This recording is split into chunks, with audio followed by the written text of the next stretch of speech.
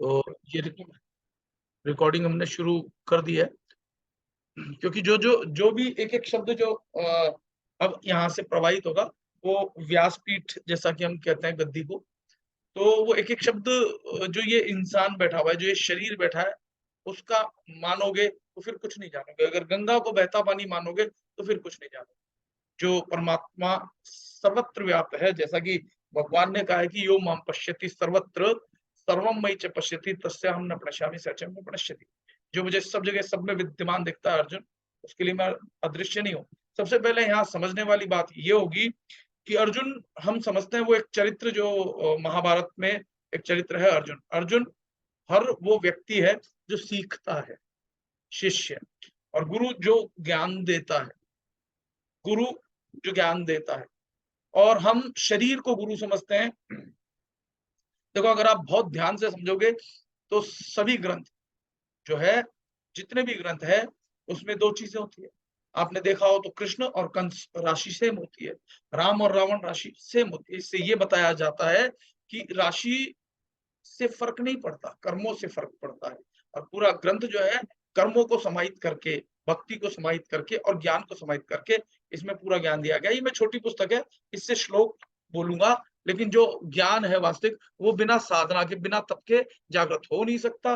तप भी आप तभी कर पाओगे जब आपको कोई तत्वदर्शी संत मिल जाए। इसमें आगे जैसे जैसे लेवल बढ़ेंगे तो आपको लिखना है, एक डायरी और पेन लेके बैठा करो, क्योंकि जो ज्ञान दिया जा रहा है, अभी मैं बोलूंगा, मान लो अगर एक हॉल होता और हॉल में आप सब बैठ करके ये ज्ञान ग्रहण कर रहे होते, तो वहां पर आप सुनते, और जो कुछ सुना केवल उतनी ही देर का प्रभाव रहता जितनी देर सुना।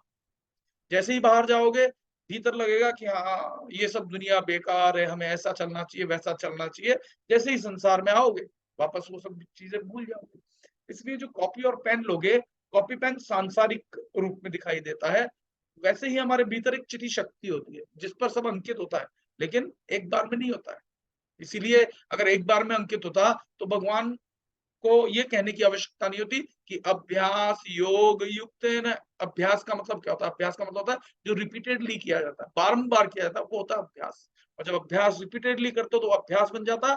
और जब अभ्यास एक ही चीज का आप लगातार बार बार बार बार बार बार बार बार करते हो, तो वही कौशलम तू कौनते कुशलता को प्रदान करता है। जैसे पहली बार जब आप कार सीखते हो, तो पहली बार में आप ब्रेक की जगह क्लच की जगह कुछ और दबा देते हो, और बड़ा ध्यान से ऐसे करके आप कार चलाने की कोशिश करते हो, क्योंकि अभ्यास नहीं है, कुशलता नहीं है। तो कौशलम तू कौनते है, कुशलता आने से क्या होगा आपके जीवन में? आपका भाग्य संवरने लगेगा, क्योंकि जिस चीज में आपने कुशलता प्राप्त कर ली, वो आप अच्छे से कर सकोगे, दूसरा कोई आसानी से नहीं कर सकेगा। इसी को आप कहते हो भाग्य।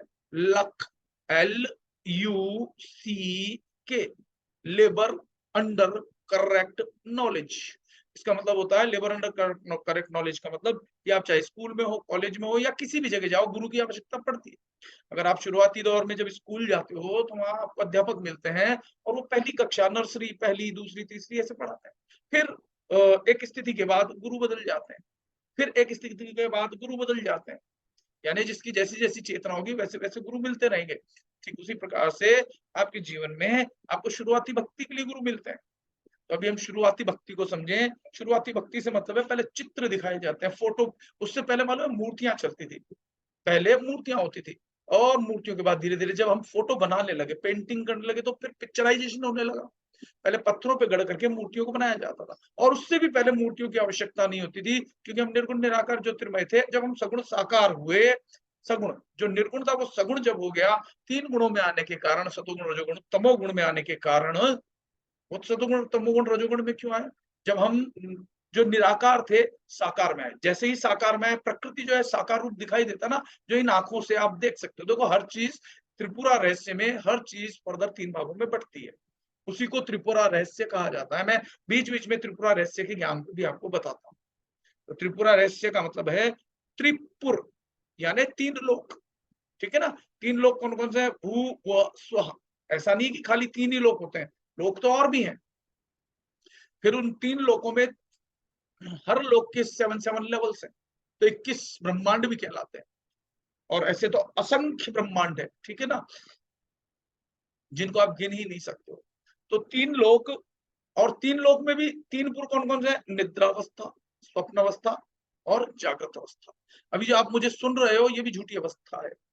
लेकिन इस झूठी अवस्था का अभ्यास करते जैसे तमोगुणित संस्कार से आप धीरे-धीरे ऊपर उठोगे तो रजोगुण में आओगे, रजोगुण से धीरे-धीरे साधना करोगे तो सतोगुण में आओगे और सतोगुण में भी धीरे-धीरे आगे बढ़ोगे तो एक अवस्था ऐसी आएगी जो रामकृष्ण परमहंस की आई थी। वो काली के उपासक थे, मूर्ति पूजा में बहुत विश्वास करते थे। भीतर भी एक मूर्ति उन्होंने बनाई हुई थी, एक चित्र था उनके यहाँ मन मस्तिष्क में। जैसे रामचरितमानस, मानस जो भगवान राम का चित्र जो तुलसीदास जी के भीतर है। एक स्थिति के बाद वो आसक्ति भी तोड़नी है, क्योंकि भगवान ने कहा है कि कर्म कर, लेकिन आसक्ति किसके? कर्म फल के त्याग। ये जो आसक्ति है इसको त्यागना है, कर्म को नहीं त्यागना। आप समझना बात को, फल को त्यागना है। फल को क्यों त्यागना है? क्योंकि फल जो है उसके भीतर एक बीज होता है और वो बीज होता है कर्म का। आपने फल से आसक्ति रखी, भोग लिया, तो फिर वो बीज जो है भीतर चला गया कर्म का, तो उससे एक और पेड़ बनेगा, फिर अनेकों बीज बनेंगे, बहुत सारे फल आएंगे ना। तो एक श्रृंखला बन जाएगी और ये श्रृंखला जो है आपको every action has equal and opposite reaction का मतलब ये है कि अगर आपने एक बार मशीन चालू कर दी तो वो कंटिन्यूअस घूमती रहेगी जब तक कि वो ऊर्जा खत्म ना हो जाए। जो चक्रव्यूह है, अर्जुन जो उस चक्रव्यूह में फंसा था, पुनरपि जन्म पुनरपि मरणम, वो चक्रव्यूह सांकेतिक है, वास्तविक चक्रव्यूह कोई नहीं है। आप जो बार बार जन्म ले रहे हो और मर रहे हो, जन्म और मरण के बीच में जो जीवन है इसमें सुख और दुख दोनों है और आप उससे परे हो, अविनाशी हो। ईश्वर अंश जीव अविनाशी, मम वांशो जीव लोके जीव भूत सनातन है। मनः षष्ठानि इंद्रियाणि प्रकृति स्थानी कष्ट। ये प्रकृति जो है, इस प्रकृति में ही 3 गुण हैं। यद्यपि ये सब भगवान से उत्पन्न हुए हैं और भगवान से उत्पन्न होने के बावजूद भी भगवान उसमें नहीं है और वो भगवान में नहीं है।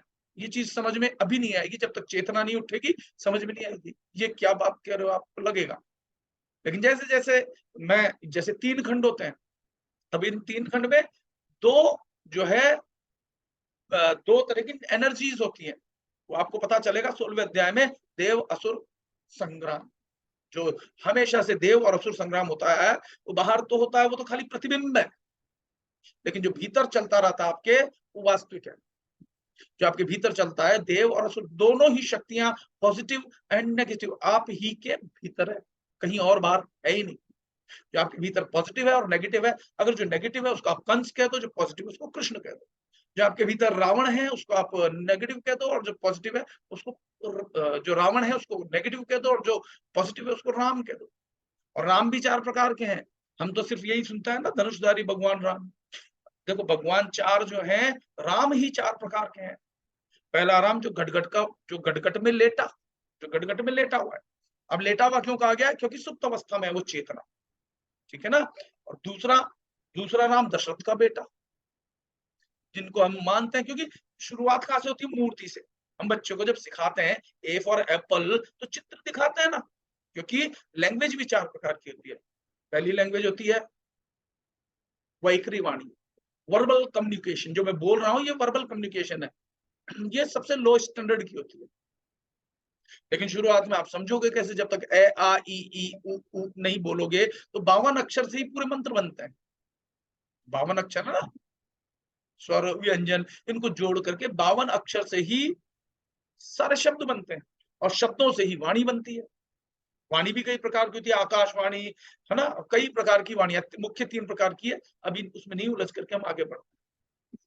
तो 4 प्रकार के जो लैंग्वेज है, लैंग्वेज भाषा, तो पहली वर्बल कम्युनिकेशन, वैखरी वाणी।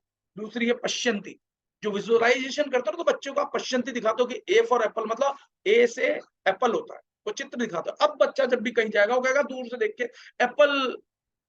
ऐसे ही हम पहले शुरुआत में चित्रों से समझते हैं। पहले वर्बल कम्युनिकेशन, ए आ ई ई उ ए ऐ ओ औ अंग, ठीक है ना, फिर क्या है।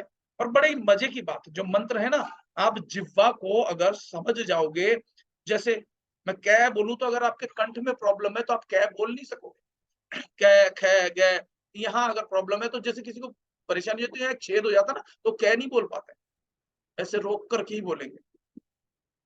फिर मैं बोलूं टे ठे, तो जिह्वा अगर तालु को नहीं छुएगी तो आप टे बोल नहीं सकते। बोल के देख लो, कोशिश कर लो, बिना जिह्वा को तालुए के टच किए, टमाटर, है ना, टे ठे टे, ये जो शब्द है ये तालव्य कहलाते हैं, बोल नहीं सकोगे। अगर आपको पै बोलना है तो होठों को चिपकाना ही पड़ेगा, बिना पै फै बै भै बोल नहीं सकते होठ चिपके बिना। ये मंत्र जो हैं बड़े वैज्ञानिक हैं और ये मंत्र जो हैं अभी आप बोल रहे हो, इसके परे भी बहुत कुछ है। जैसे मैं कहूँ कि जप संकीर्तन, भगवान राम का जप संकीर्तन, तो जो संसार में है, काल के दायरे में जो कुछ भी है, वो हम भगवान राम, कृष्ण, शिव नामों से जानते हैं। लेकिन वो जो अनामी पुरुष है, वो तो इन नाम से भी न्यारा है, हमें तो वहां तक की यात्रा करनी है, तो 9 लेवल्स इसीलिए मैं बता रहा हूँ, पहली चीज। दूसरी चीज कि हर ग्रंथ में पॉजिटिव और नेगेटिव है। वही कृष्ण भगवान आपको मन के रूप में भी दिखाई देंगे जगह-जगह पर, और वही कृष्ण भगवान आपको परमात्मा रूप में दिखाई देंगे। आपको जब तक तत्वदर्शी गुरु नहीं मिलेगा, जानकार नहीं मिलेगा, आप पकड़ नहीं पाओगे। क्योंकि अगर सब इस चीज को सिर्फ ग्रंथों से या किताबों से ही समझ जाते, तो सब लोग तर जाते। तो ग्रंथों और किताबों से ही नहीं समझ पाओगे। अगर ग्रंथों और किताबों से ही समझ जाते, तो आज धर्म जाति के नाम पर झगड़े होते ही नहीं। सबसे पहली इसमें भी आएगा, तो मैं कोड करूंगा, आप लिखना, इसीलिए तो कह रहा हूं, लिखते भी रहो। जहां जहां समय मिले आप नोट करते रहो। जहां जहां भी आपने भेदभाव किया परमात्मा से, उसी क्षण आप दूर हो जाते हो। जहां मैं जाति से ब्राह्मण हूं, इस जाति वास्तव में वर्ण व्यवस्था थी ना, कि जाति हुआ करती थी, लेकिन आजकल जातियां चल रही हैं। ये ब्राह्मण है, ये नीची जात का चमार है, गरबलाई, ये जैन फलाना, ऐसे ये इसलिए बनाए गए ताकि काल की वजह से बनाए गए, काल की प्रेरणा से बनाए गए। महाभारत देखते थे ना, तो एक चक्र आता था, मैं समय हूं, न जाने मैंने कितने लोगों को खा लिया, मार दिया, कर दिया, अगर याद हो तो आप। तो समय चक्र जो है ना, उसमें तो जो परम पिता परमेश्वर से जैसे जैसे हम नीचे आते गए, नीचे आते गए, नीचे आते गए, हम भी भ्रमित हो गए। वो भगवान कृष्ण जो कहते हैं मैं युद्ध में हथियार नहीं उठाऊंगा, एक समय आया काल ने प्रेरित किया और उन्होंने भी रथ का पहिया उठा लिया मारने के लिए। भगवान जो हमें दिखते हैं, ब्रह्मा विष्णु महेश, वो भी एक स्थिति के बाद, क्योंकि इसमें आएगा कि 1000 चतुर्युगी ब्रह्मा की आयु होती है। तो इसमें जो भागवत पुराण पढ़ोगे, तो उसमें काल निर्णय जब आप करोगे, तो विष्णु जी की उनसे कई गुना ज्यादा होती है, और शंकर की उनसे कई गुना ज्यादा जो है आयु होती है। लेकिन इससे ये तात्पर्य हुआ कि उनकी भी मृत्यु होती है, यानी वो अजर अमर अविनाशी नहीं है। इसमें आप जब आगे पढ़ोगे, तो आपको आएगा कि मेरी जो है 2 प्रकार की प्रकृति है। एक प्रकृति अक्षर, इदम शरीरम कौन्तेय क्षेत्रमिति विधीयते तद्यो वित्ति त्रम प्राहु क्षेत्रज्ञ तद्वेद क्षेत्रज्ञम चापि माम विद्धि सर्व क्षेत्रेषु। बात है क्षेत्र क्षेत्रज्ञ योर ज्ञानम यत ज्ञानम मतम है कि क्षर, ये शरीर जो मिटता ही रहता है, अभाव जगत में है, ये नाशवान है। एक अक्षर जो कभी मरता ही नहीं, जो जैसा था वैसा ही है और वैसा ही रहेगा, ये शरीर ना रहे तब भी। लेकिन इन दोनों से अन्य तो कोई और ही है श्रेष्ठ, जिसको कहा है पुरुषोत्तम। इसीलिए 15वां अध्याय है, उसका नाम है पुरुषोत्तम योग। ठीक है ना? तो आपको समझना होगा कि वो जो परम अक्षर है, हमको उस तक जाना है, हम उसका अंश हैं। और हम दुख क्यों पा रहे हैं? क्योंकि जिस प्रकार से हम अशुद्धि को प्राप्त करते हैं, अशुद्धि का मतलब होता है जो चीज अपने मूल स्वरूप में ना रहे। जैसे भोजन है, वो खाने योग्य होता है, अगर उसमें मक्खी गिर जाए, अब वो अशुद्ध हो गया, अब खाने योग्य नहीं रहा। ठीक उसी प्रकार से आत्मा तो अविनाशी है, ईश्वर अंश जीव अविनाशी, चेतन अमल सहज सुख राशि। वो अविनाशी है, लेकिन हम संग किसके साथ करते हैं? नाशवान चीजों से। शरीर से पत्नी बनाई, शरीर में देखते हैं, बच्चा, मकान, दुकान, पैसे, रुपये, इनसे संबंध बनाने के कारण हम दुख और सुख को अनुभव करते हैं। जो आत्मा थी, जो पावरफुल थी, अब वो बन गई जीवात्मा। मन का संग करने से जीवात्मा बन गई। प्रकृति 8 प्रकार से होती है, मुख्य रूप से लोगों को 5 ही पता है, जल अग्नि पृथ्वी वायु आकाश, लेकिन उसके आगे है मन बुद्धि अहंकार। प्रकृति अष्टधा, इसीलिए प्रकृति को 8 जड़, 8 जो पृथ्वी है, बिना परमात्मा के तेज के कोई कार्य नहीं करता। तो ये पूरी पृथ्वी, ये सूर्य के मान लो सूर्य अगर आत्मा है, तो सूर्य से अगर प्रकाश ना आवे, तो पेड़ पौधों को फोटोसिंथेसिस ना होगा। पेड़ पौधों को फोटोसिंथेसिस ना होगा, तो ऑक्सीजन आप तक नहीं आएगी। और सब कहते हैं ना, मैं इंडिपेंडेंट हूं, मैं डिपेंडेंट हूं, मैं वास्तव में फिर त्रिपुरा रहस्य है। जैसे कि हर चीज 3 भागों में बटी होती है, तो आप भी 3 तरह से निर्भर हो। कैसे? डिपेंडेंट, आप डिपेंडेंट भी हो किसी ना किसी पर, भगवान पर या किसी पर। डिपेंडेंट, इंडिपेंडेंट, कहीं आप इंडिपेंडेंट हो, इसलिए मनुष्य हो। जो इंडिपेंडेंट ना हो, वो मनुष्य नहीं हो सकता। यानी आप भोगने के लिए जो है इंडिपेंडेंट नहीं हो, क्योंकि जो पूर्व में आप करके आए हो, जो प्रारब्ध कहलाते हैं, उसकी वजह से आपको भोगना पड़ता है, दुख भी भोगने पड़ता है, प्रारब्ध में करके आए हो। लेकिन आप कर्म करने के लिए स्वतंत्र हो, इसलिए इंडिपेंडेंट। लेकिन इंटरडिपेंडेंट, आप कहो कि बस मैं अपना चला सकता हूं, तो आप अपनी तरफ से पानी का एक कतरा भी नहीं बना सकते, सांस एक कतरा भी एक्स्ट्रा नहीं ले सकते हो, यानी इंटरडिपेंडेंट। अगर ऑक्सीजन ना हो तो हम मर जाएंगे, और अगर हम कार्बन डाइऑक्साइड ना निकालें तो पेड़ पौधे मर जाएंगे। तो वी आर इंटरडिपेंडेंट, सब इंटरडिपेंडेंट है, लेकिन गलतफहमी में जी रहे हैं कि मैं डिपेंडेंट हूं, मैं इंडिपेंडेंट हूं। त्रिपुरा रहस्य, तीन पुरों के रहस्यों को समझ जाओगे धीरे धीरे। जैसे ये गीता जो ज्ञान है, ये उपनिषदों का सार है। 108 उपनिषद होते हैं, उनका सार है, वेदों का रस है, जूस है। सीधे अगर आप फल खाओगे तो चबाना पड़ेगा, और लेकिन जो रस है वो सीधे ही अंदर जा रहा है। जैसे ग्लूकोज की ड्रिप लगा देता है, एकदम से आदमी खड़ा हो जाता है, दवाइयों से ठीक नहीं हो रहा था, तो ड्रिप लगा दी जाती है। ठीक इसी प्रकार से कि गीता ज्ञान जो है ये साधारण, लेकिन फिर वही बात कि जब तक तत्वदर्शी संत नहीं समझाएगा तो इसमें आप समझोगे नहीं। जैसे पहले अध्याय, पहला लेवल जब मैंने कराया था, तो लोगों ने समझा कि भगवान ने कहा युद्ध कर, युद्ध कर, युद्ध कर। वहां भगवान के भाव थे कर्म करने से। देखो, जो कंफर्टेबल जोन है ना, आप हर आदमी आसान काम चाहता है, ये मैं कर लूं। अगर उसको कठिन काम दे दे, ये मेरे बस का नहीं है। कहते हैं ना, जैसे कोई सर्विस में है, उसका ट्रांसफर हो जाए तो दुखी होगा, मंत्रियों के चक्कर काटेगा, मेरा ट्रांसफर साहब, मैं जयपुर में इसके लिए मैं 2 लाख दे दूंगा, 5 लाख दे दूंगा। मालूम है क्यों? वहां वो कंफर्टेबल जोन में था। अनकंफर्टेबल जोन में आया, इनकंफर्टेबल जोन में आया, कहता है कि साहब मेरा ट्रांसफर कर दो।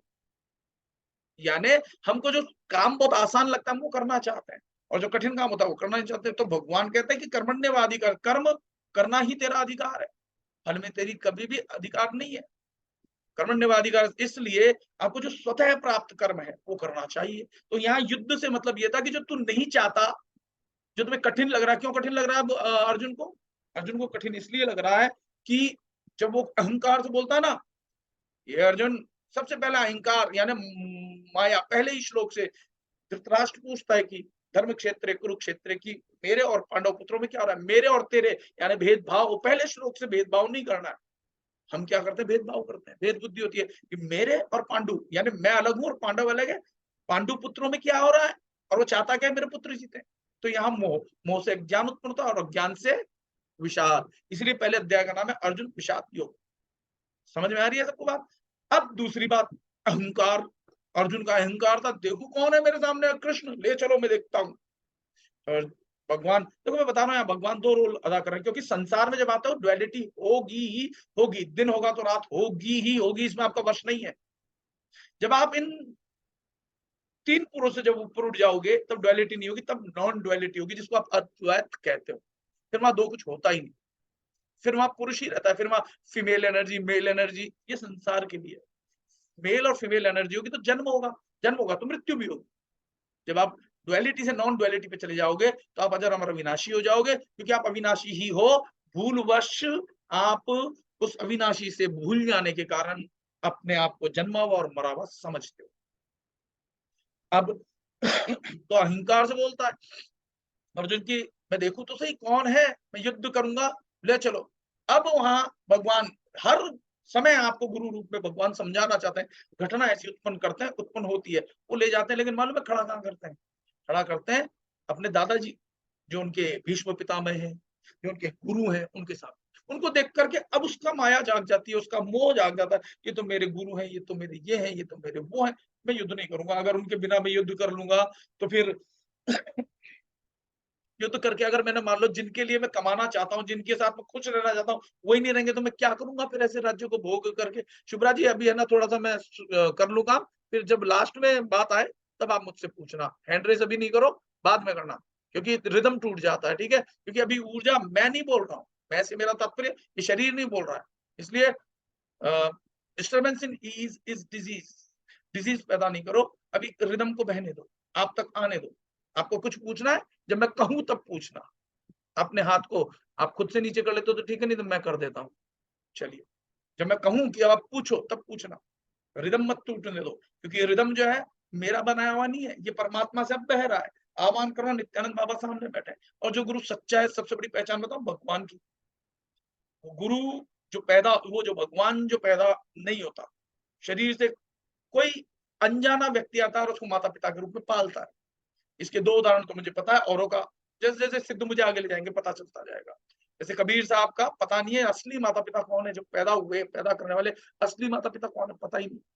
हाँ, पालने वाले नीरू और वो जो भी दूसरे थे। ऐसे ही नित्यानंद बाबा के भी आपको मिल जाएँगे माता-पिता, पैदा करने वाले नहीं थे।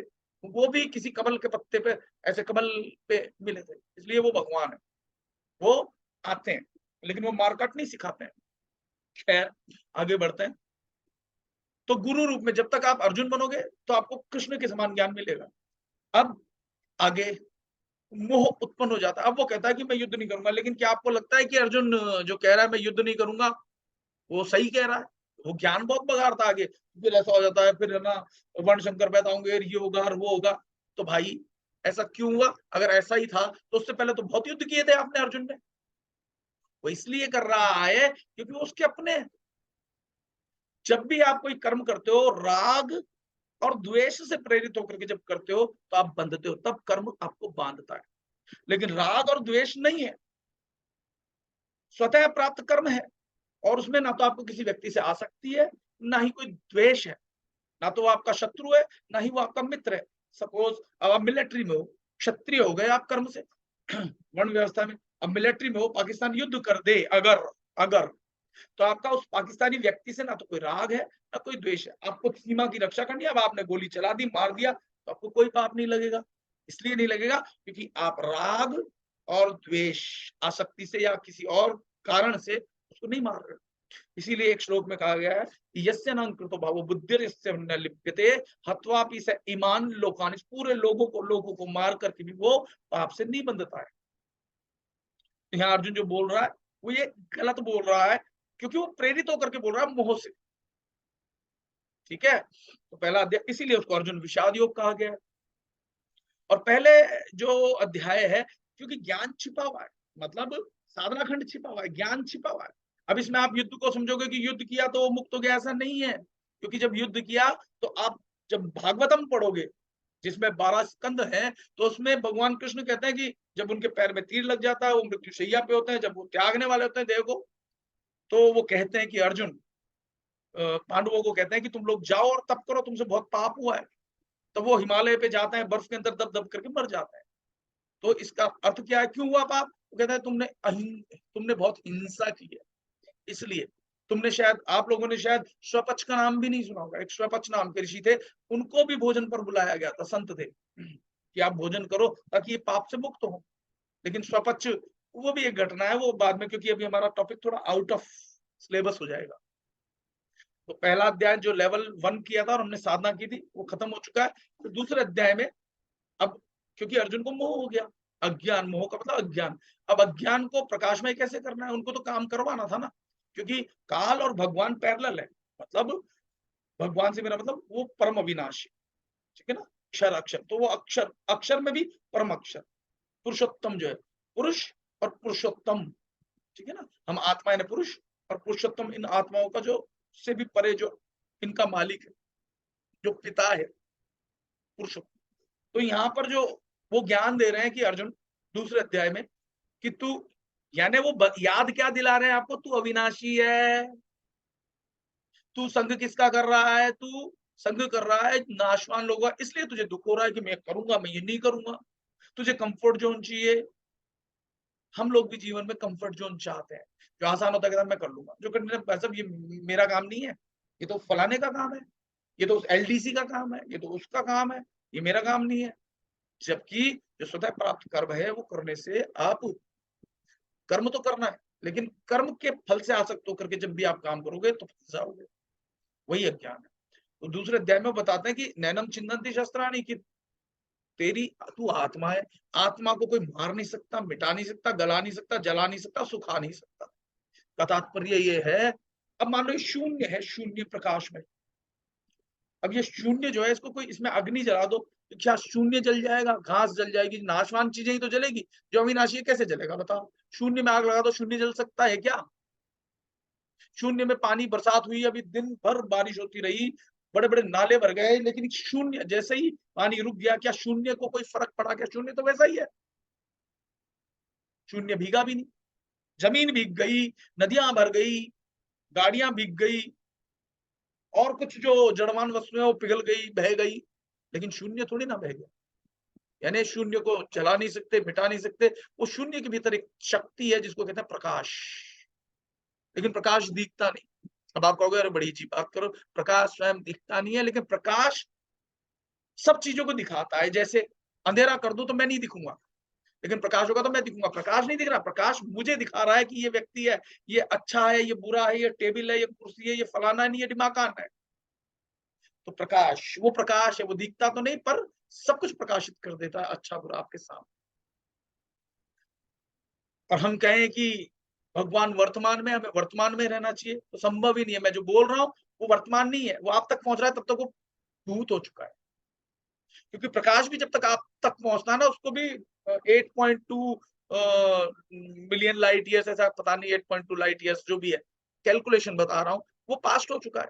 तो आप कैसे पहुंचोगे उस परम आत्मा तक? परमात्मा से कैसे कनेक्ट होगे जब तक कोई तत्वदर्शी गुरु नहीं मिलेगा? साइंस ने इतना तो खोज लिया कि प्रेजेंट मोमेंट जो हमें लगता है वो प्रेजेंट मोमेंट है नहीं। मेरी जो बात आप तक आ रही है उसमें भी डिफरेंस ऑफ सेकंड्स का फर्क पड़ रहा है। मैंने यहाँ से ऐसे हाथ पे मारा, तो जब मैंने मारा उसके बाद ध्वनि आई, इसका मतलब फ्रैक्शन ऑफ सेकंड्स चेंज हो रहा है, वो पास्ट हो चुका है जब मैं कर चुका हूँ। समझ में आ रहा है क्या आप लोगों को? जो साइंस के होंगे शायद थोड़ा समझ पाएंगे, और जो साइंस के नहीं होंगे वो चेतना के बिना नहीं समझ पाएंगे। चेतना होगी, उठी हुई साधना किया होगा, मेरी एक एक बात समझ में आएगी। गुड। तो जैसे ही मैंने ऐसे किया, तो ऐसे ही करते ही ध्वनि तो उसी क्षण आ गई थी, लेकिन सुनाई आपको देने में समय लगा। तो प्रेजेंट मोमेंट में हम रह ही नहीं पा रहे हैं। प्रेजेंट मोमेंट में जब आप रहोगे तब आपके सामने कुछ नहीं होगा। अभी आपको जो कुछ दिख रहा है ये भी माया है, क्योंकि जब शरीर खत्म हो जाएगा, आप आंख खोलोगे तो लगेगा अरे मेरा 60 साल का सपना था यार, मैंने ये क्या किया। मैं तो इसको सच समझ रहा था। जैसे सपने में आप 15 मिनट का या 20 मिनट का, आधे घंटे का सपना आता है तो बिल्कुल सच लग रहा होता है, और आंख खुलते ही ये तो सपना था। लेकिन आप हृदय पे हाथ रखना और फील करना, सीना वैसे ही धड़केगा, धक धक धक धक धक धक, जैसे हकीकत में धड़कता शेर पीछे भग रहा है, और बाई चांस शेर से आप कैसे भी छिप गए और वो देख नहीं पाया। और जब शेर चला गया तो आप सीने पे हाथ रखोगे तो घटना तो घटित हो गई, प्रभाव अभी तक है। ठीक इसी प्रकार से हमारे कई जीवन घटित हो चुके हैं, लेकिन प्रभाव अभी तक है। ये पहले दूसरे लेवल की बात है। इतना समझ में आ रहा है तो ऐसे करो, नहीं समझ में आ रहा है तो साधना से आएगा। आपको बार बार, गुड, वेरी गुड, साधना से समझ में आएगा। साधना से चेतना उठेगी, क्योंकि क्या होता है, समझ में नहीं आने का एक कारण ये, आप भरे हुए हो पहले से बहुत। गुरु के सामने जब आना होता है तो शीश उतारना होता है। शीश उतारने से मतलब अहंकार हटाना होता है। पहले से ही आपको लगेगा मैं ज्ञानवान हूँ, तो सुनोगे ही नहीं। आप जो मैं बताऊंगा उसमें आपके हर एक बात के बाद एक लॉजिक आएगा, तर्क आएगा, ऐसा नहीं, ऐसा नहीं होता, वैसा नहीं होता, वैसा नहीं होता, वैसा नहीं होता। एक बार मैं एक ट्रेन में सफर कर रहा था, एक साधु थे।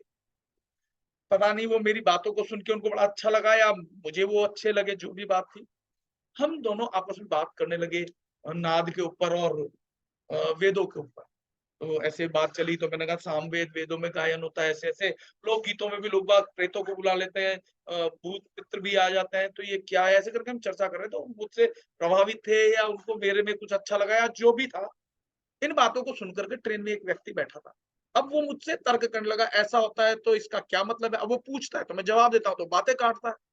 तो वो संत जो मेरे साथ थे, वो उन्होंने बहुत अच्छा जवाब दिया और उसको चुप कर दिया। बोले भाई तुम पूछ रहे हो इसका मतलब नहीं जानते, और जब नहीं जानते तो मान लो इन्होंने जो कहा है, और अगर जानते हो तो पूछ क्यों रहे हो? इसका मतलब तुम अपना ज्ञान थोपना चाहते हो। हमारे जीवन में भी कुछ ऐसा ही होता है। अगर आप नहीं जानते हो तो यहाँ अपना शीश साइड में रख के आओ, फिर सुनो और स्वीकार करो। अष्टांग योग में एक शक्ति है जिसका नाम है धारणा। अगर धारण, एक्सेप्टेंस, अगर धारण नहीं कर सकते हो तो आपका भला नहीं हो सकता। जो मैं कह रहा हूं उसको स्वीकार करना होगा। मय से मतलब वो अहंकार वाला मैं नहीं है।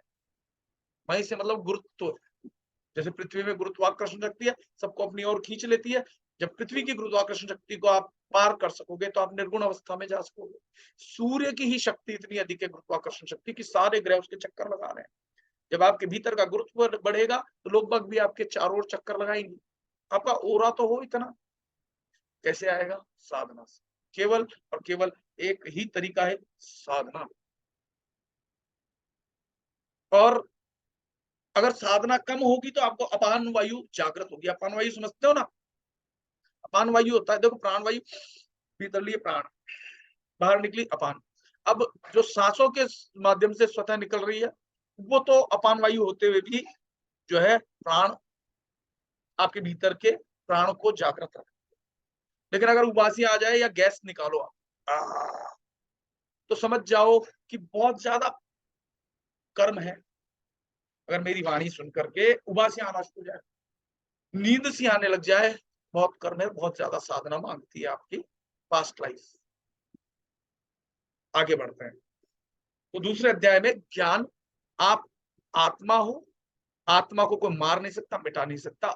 लेकिन फिर ये भी कहते हैं कि अर्जुन, अगर तू अपने आप को शरीर मानता है, तो जिस चीज में तेरा वश नहीं है, शरीर को तो एक दिन मरना ही है, सभी के शरीर को मरना है। जब रामकृष्ण छोड़ गए शरीर, तो आप और मैं क्या है? जब रामकृष्ण शरीर छोड़ गए, तो हमारी कोई भी साथ ही नहीं, क्योंकि वो तो बहुत शक्तिशाली थे, अष्ट सिद्धियां, नौ निधियां और जाने जाने जाने न जाने क्या क्या उनके पास शक्तियां थी। लेकिन उन शक्तियों के होने के बावजूद भी, क्योंकि ब्रह्मा विष्णु महेश हैं, उनमें 3 ताप बताए हैं, उन 3 ताप में 2 मुझे पता चले हैं। जैसे-जैसे मेरी रिसर्च साधनाओं में बढ़ेगी, जैसे-जैसे मेरे गुरु मुझे ज्ञान देंगे, मैं बता दूँगा। मेरे गुरु ने जो 2 ज्ञान दिए हैं, एक तो ये कि शाप की शक्ति को रोकने की जो ब्रह्मा विष्णु महेश है, या जितने नीचे देवी-देवता होते हैं, उनके पास पावर नहीं होती, वो शाप को काट दें। इसीलिए जब नारद जी ने श्राप दिया कि जा तू भी जा करके नीचे स्त्री के वियोग में तड़पेगा, जैसे मैं तड़प रहा हूं, तो उनको सीता का वियोग देखना पड़ा, भगवान राम बन के आना पड़ा। और सीता के लिए रावण ले गया, तब भी दुखी हुए। और बाद में जब आ भी गए, सीता युद्ध भी जीत लिया, माँ सीता को लेके भी आ गए और रहने लगे, तो फिर धोबी ने कुछ कह दिया, फिर छुट गई, फिर बिछड़ो।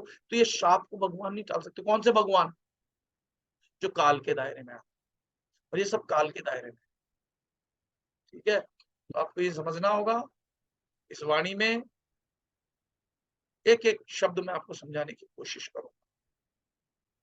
तो वो कहते हैं कि जिसमें तेरा वश नहीं, उसमें तो क्यों निराश होता है, क्यों परेशान होता है? जैसे एक राक्षस था, और वो राक्षस जो है एक राज्य में चला जाता है, लोगों को खाना शुरू कर देता है।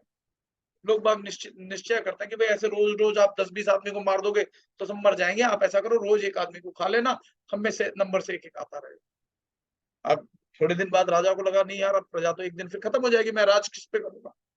तो वो युद्ध का निश्चय करता है, जाकर के मारना काटना शुरू करता है।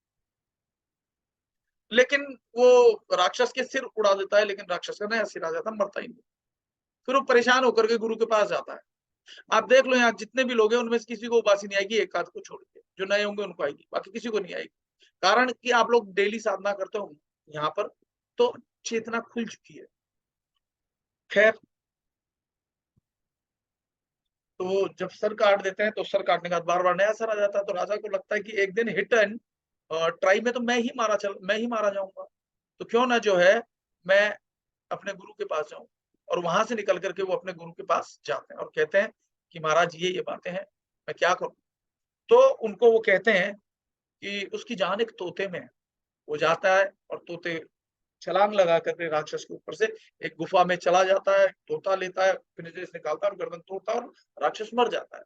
जो लोग यहाँ पे साधना हमेशा करते रहे, वो तो इसका मर्म जानते हैं कि अब राक्षस क्यों मर गया। लेकिन जो नए हैं उनके लिए मैं बता दूं, वो इसलिए मर गया क्योंकि जैसे उसकी जान तोते में थी, हमने हमारी जान या तो बच्चे में, बीवी में, या जो जड़ पदार्थ है उनमें डाल रखी है। कार लाए, कोई पत्थर खींच दे तो हम ऐसे चिल्लाते हैं जैसे हमारी छाती पे किसी ने पत्थर रगड़ दिया हो। ये है आसक्ति। ये 2 अध्याय का ज्ञान मैंने आपको दे दिया कि ज्ञान ये है कि आप मरते नहीं हो, और शरीर जो है वो जड़ है, इसमें आपको कोई वश चल नहीं सकता। इसलिए दोनों ही स्थिति में आत्मस्थ रहो, और शरीर की इतनी ज्यादा आसक्ति मत रखो। जो जड़ चीज है उनमें आसक्ति मत रखो। दुखों का कारण जड़ चीजें, जड़ रिश्ते। जो आपके, जब आप आए थे तब पत्नी थोड़ा थी, लेकिन आज पत्नी है, आगे नहीं रहेगी। आज आप किसी के पति हो, आगे नहीं रहो। आज आप जिस मकान में रहते हो पहले किसी और का था, अभी आपका है, लेकिन आगे आपका नहीं रहेगा। हो सकता है आपके बच्चों का, आपके पोतों का और पोते के पोतों का हो जाए। अगर आपको मैं आज से 100 साल आगे ले जाऊं, तो आप देखो को कहूं, तो आप देखोगे कि आपके जितने भी परिचित ना जो इस घर में अभी रहते हैं, उनमें से एक भी नहीं होगा 100 साल बाद। सारे नए लोग होंगे जिनको आप जानते नहीं। लेकिन आसक्ति कितनी अधिक है, कई हजारों साल की, पता ही नहीं कि ऐसे जोड़ रहे हैं जैसे कि हमें ये लगता है कल का पता नहीं, जोड़ते हम बरसों का है, और जो आज है उसको हम जी नहीं पाते। तो आगे चलते हैं साधना में। 2 चैप्टर्स हमारे जो अध्याय हैं, भगवान श्री कृष्ण ने जो हमें ज्ञान दिया था पहले हो चुके हैं लेवल 1 में। अब हम लेवल 2 पर आएंगे। लेवल 2 में तीसरा अध्याय। तो दूसरा जो है वो सांख्य योग कहलाता है। सांख्य योग का मतलब है, सांख्य मतलब ज्ञान। ज्ञान गणनाओं से होता है। अगर ऐसा है तो ऐसा क्यों, वैसा है तो वैसा क्यों। जब शुद्ध ज्ञान हो जाएगा तो आप प्रकाश में हो जाओगे। जब वास्तविक ज्ञान हो जाएगा तो प्रकाश उत्पन्न हो जाएगा। और जहाँ ज्ञान है ड्युअलिटी में, वहां ज्ञान साथ होगा ही। अगर आप स्वस्थ हो तो बीमार डेफिनेट पड़ोगे, डेफिनेट। और फिर वापस आप स्वस्थ भी हो। ये जीवन की एक प्रक्रिया है, ड्युअलिटी है। तो तीसरा अध्याय है। और इस तीसरे अध्याय का नाम जो है भगवान ने दिया है, तो ये है, मैं आपको पहले देख करके बता देता हूं। तीसरे अध्याय का नाम है कर्मयोग और कृष्ण अर्जुन संवाद कर्मयोग। ठीक है ना। और जो ये गीता ज्ञान है ये कहलाता ब्रह्म विद्या। ब्रह्म विद्या, ब्रह्म मतलब परम का ज्ञान, ब्रह्म विद्या, विद्या का मतलब ज्ञान, उस परमात्मा का ज्ञान हो जाए, ब्रह्म विद्या। इसीलिए हर श्लोक के बाद ऐसा आता है, हर अध्याय के बाद, ओम तत्सत इति। तत्सत इति, इति मतलब बस यहीं तक है। तत्सत इति श्रीमद् भगवद गीता सूपनिषु ब्रह्म विद्या याम। ब्रह्म यानी वो परमात्मा है ना। ज्ञान का मतलब उसका ज्ञान। और ब्रह्म कौन है? आप स्वयं। सेल्फ रियलाइजेशन, इसका मतलब होता है अपने अपने स्वयं का ज्ञान हो जाना ही ब्रह्म ज्ञान है। आत्मा को जान लेना ही, परमात्मा को जान लेना है, खुद को जान लेना ही, खुदा को जान लेना है, आपको जान लेने को आप जी को जान लेना है, और सेल्फ को जान लेना ही सेल्फ रियलाइजेशन को जान लेना। तो हम आगे बढ़ते हैं। तीसरे अध्याय में अब अर्जुन पूछते हैं, क्योंकि ज्ञान दिया, तो अभी अर्जुन के दिमाग में कंफ्यूजन बहुत रहेंगे। एक तरफ वो कहेंगे बार बार कि आप मेरे सखा हैं, आप मेरे ये हैं वो हैं, आप मुझे ज्ञान दो, आप मेरे गुरु हैं। और फिर मानेंगे भी नहीं, बार बार शंका भी करेंगे। अगर आप गुरु मानते हो तो शंका फिर होनी ही नहीं चाहिए, जो कह दिया वो मान लेना है। आगे चलते हैं। तीसरे अध्याय में अर्जुन पूछता है, अर्जुन वाच जायसी चेत कर्मणस्ते मता बुद्धिर जनार्दन तत्किम कर्मणि घोरे माम नियो जयसी केशव। अर्जुन कहता है कि हे जनार्दन, यदि आपको कर्म की अपेक्षा ज्ञान श्रेष्ठ है, क्योंकि पहले अध्याय में जब वो विषाद उत्पन्न हो गया था, मोह उत्पन्न हो गया था, तो भगवान ने जो है ज्ञान योग कहा कि आत्मा मरती नहीं है, ये नहीं है। तो वो कह रहे हैं कि जब आत्मा पे ही फोकस करना है तो मुझसे कर्म क्यों करवा रहे हो आप, कि इसको मार उसको मार, ये वो। मोह है तो मोहग्रस्त होकर के बात कर रहा है। फिर मुझे इस, अगर कर्म की अपेक्षा ज्ञान श्रेष्ठ है तो मुझे, जो माधव, ये केशव, भयंकर कर्म में क्यों लगा रहे हो? कर्म तो मुझे बांधेंगे ना, फिर मुझे आना पड़ेगा। तो यहाँ भगवान कह रहे हैं व्यामिश्रेणेव वाक्येन बुद्धिं मोहय सीव में तदेकं वद निश्चित्य येन श्रेयो अहमाप्नुयाम। कि आप मिले हुए से वचनों से मेरी बुद्धि को मानो मोहित कर रहे हैं। एक तरफ कह रहे हैं कि कर्म कर, और दूसरी तरफ कह रहे हैं कि ज्ञान ये है कि आत्मा ही सब कुछ है, आत्मा मरती नहीं है, आत्मा ये है, आत्मा वो है, और दूसरी तरफ कर्म करवा रहे हो। तो मेरे को मिली हुई बातें, मिली जुली बातों से आप मेरी बुद्धि जो है संशय में आ रही है, समझ में कुछ नहीं आ रहा है। तब भगवान कहते हैं कि लोके अस्मिन् द्विविधा निष्ठा पुरा प्रोक्ता मया नग ज्ञान योगेन सांख्यानाम कर्म योगिना कर्म योगेन योगिना। तो भगवान कहते हैं कि हे निष्पाप, इस लोक में दो प्रकार की निष्ठा होती है। और वो दो प्रकार की निष्ठा कौन सी है? उसमें से सांख्य योग की निष्ठा तो ज्ञान योग से होती है। देखो, जिसके पास ताकत नहीं है, कर्म नहीं कर सकता, उसके लिए ज्ञान योग। वो ज्ञान से बैठ करके, शरीर की आवश्यकता नहीं है, क्योंकि आत्मस्थ होना, आत्मा का ज्ञान ज्ञान योग है, तो उसमें ताकत की आवश्यकता नहीं है। लेकिन जिसके पास ताकत है उसको कर्म करना चाहिए। कोई आदमी परेशान है और आपके पास ताकत है, उसका टायर फंस गया तो उसकी मदद कर दो, ये है कर्मयोग। सेवा, सेवा यानी कर्मयोग। तो तू सेवा कर। अगर, तो वो कह रहे हैं कि एक निष्ठा तो कौन सी है? सांख्य योगियों की निष्ठा तो किससे है? ज्ञान योग से। और योगियों, दूसरी किसकी है? निष्ठा कर्मयोग से है। यानी जो ज्ञानी नहीं है लेकिन सेवा से ही, सेवा करते करते लोगों का भला करना, जैसे प्याऊ लगा दी, प्यासे को पानी पिला दिया, कोई शारीरिक रूप से वजन नहीं उठा पा रहा है, थोड़ी उसकी मदद कर दी, उसने वजन उठा लिया, ये कर्मयोग। दूसरे को सेवा, दूसरे को सुख पहुंचाना, ये कर्मयोग। युद्ध करना सेवा नहीं थी, वो आपको जब भागवत पढ़ोगे तो समझ में आ जाएगा। तो कर्म दूसरे को सुख पहुंचाना। किसी जीवात्मा को कोई कष्ट हो रहा है, कोई परेशान है, नंगे पैर चल रहा है, आपने उसको चप्पल दे दी, अपनी चप्पल उतार के दे दी, अब वो सुख में है, ये सेवा है, इससे आप मुक्त हो गए। फल का त्याग किया ना आपने, आपके पास फल है, चप्पल है, आपने अपनी चप्पल का त्याग कर दिया, उसको दे दिया, ये है सेवा। और सेवा यानी कर्म, कर्म यानी कर्म योग, क्योंकि फल में आसक्ति नहीं है, हमने फल का त्याग कर दिया। फिर कह न कर्मणा मनारंभान नैष्कर्म्यम पुरुषो अश्नुते न च सन्न्यस्य नादेव सिद्धिं समधिगच्छति, कि मनुष्य ने तो कर्मों का आरंभ किए बिना निष्कर्मता को यानी योग निष्ठा को प्राप्त होता है, और न कर्मों के केवल त्याग मात्र से सिद्धि यानी सांख्य योग की निष्ठा को प्राप्त होता है। भगवान यहाँ इनडायरेक्ट कहना चाहते हैं कि अर्जुन, तू कर्म कर चाहे मत कर, कर्म तो होगा ही।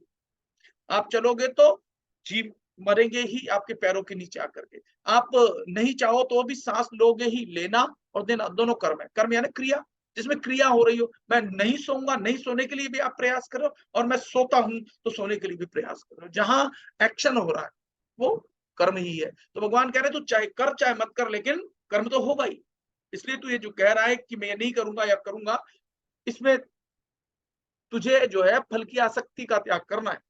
तो मनुष्य न तो कर्मों का आरंभ किए बिना निष्कर्मता को प्राप्त होता है, आप कर्म करते हुए निष्कर्मता को प्राप्त होगे। कैसे होगे? कि आपने कर्म तो किया, लेकिन फल के अंदर जो बीज है कर्म का, वो फल ही नहीं लिया आपने, उसको भोगा ही नहीं, और अगर भोगा भी तो सबको दे दिया। फिर जो प्रसाद रूप में बचा, वो जब आप ग्रहण करते हो, प्रसाद बन जाने के कारण दिव्य हो जाता है, अमृत हो जाता है, वो आपको लाभ ही पहुंचाता है, वो कर्म अकर्म हो जाता है। फिर आगे कह रहे हैं, न ही कश्चित क्षणमपि जातु तिष्ठत्य कर्म कृत कार्यते है वशः कर्म सर्व प्रकृति जय गुण है। निस्संदेह कोई भी मनुष्य किसी भी काल में क्षण मात्र भी बिना कर्म किए नहीं रहता, क्योंकि सारा मनुष्य समुदाय, मनुष्य समुदाय, मनुष्य समुदाय क्यों कहा, ये कोई समझ सकता है? चलो मैं बता देता हूं, क्योंकि पशु कर्म नहीं कर सकता, कर्म की शक्ति केवल और केवल मनुष्य के पास है। पशु प्रारब्ध के वश आपको लगता होगा कि कर्म कर रहा है, जैसे किसी को काट लिया तो आपको लगता है कि इसने काट लिया, काटना तो कर्म है ना भैया, अरे काटा वो प्रारब्ध से प्रेरित होकर के, जो कर्म हो रहा है वो भोग है उसका, आपसे लेन देन जो था वो इस प्रारब्ध की वजह से भोग है। उसको ऐसा भोग नहीं है कि आपको काटना है फिर आपसे डंडा खाना है, ये उसको भोग है, कर्म नहीं है। आप खाना बना सकते हो, आप टिकट खरीद सकते हो, आप पैसा कमा सकते हो, ये सब कर्म है, ये नए कर्म है, वो नया कर्म नहीं है, वो प्रेरित होकर के किया गया भोग है, भोग। तो मनुष्य के पास एक शक्ति है, भोग तो है ही, प्रारब्ध तो भोगता ही है कि इस जीवन में बेटा होगा नहीं होगा, नौकरी होगी नहीं होगी, संपन्न होगे या गरीब होगे, ये आपके भोग है। लेकिन आप नए कर्म करके अपना नया प्रारब्ध रच सकते हो। और लेकिन पशु क्या होता है, जो भोग भोगता है उससे मुक्त होकर के फिर और उच्च श्रेणी के योनि में जाता है, फिर और फिर और फिर और फिर अंतिम श्रेणी होती है गाय, फिर गाय के बाद उसकी उत्पत्ति होती है मनुष्य में।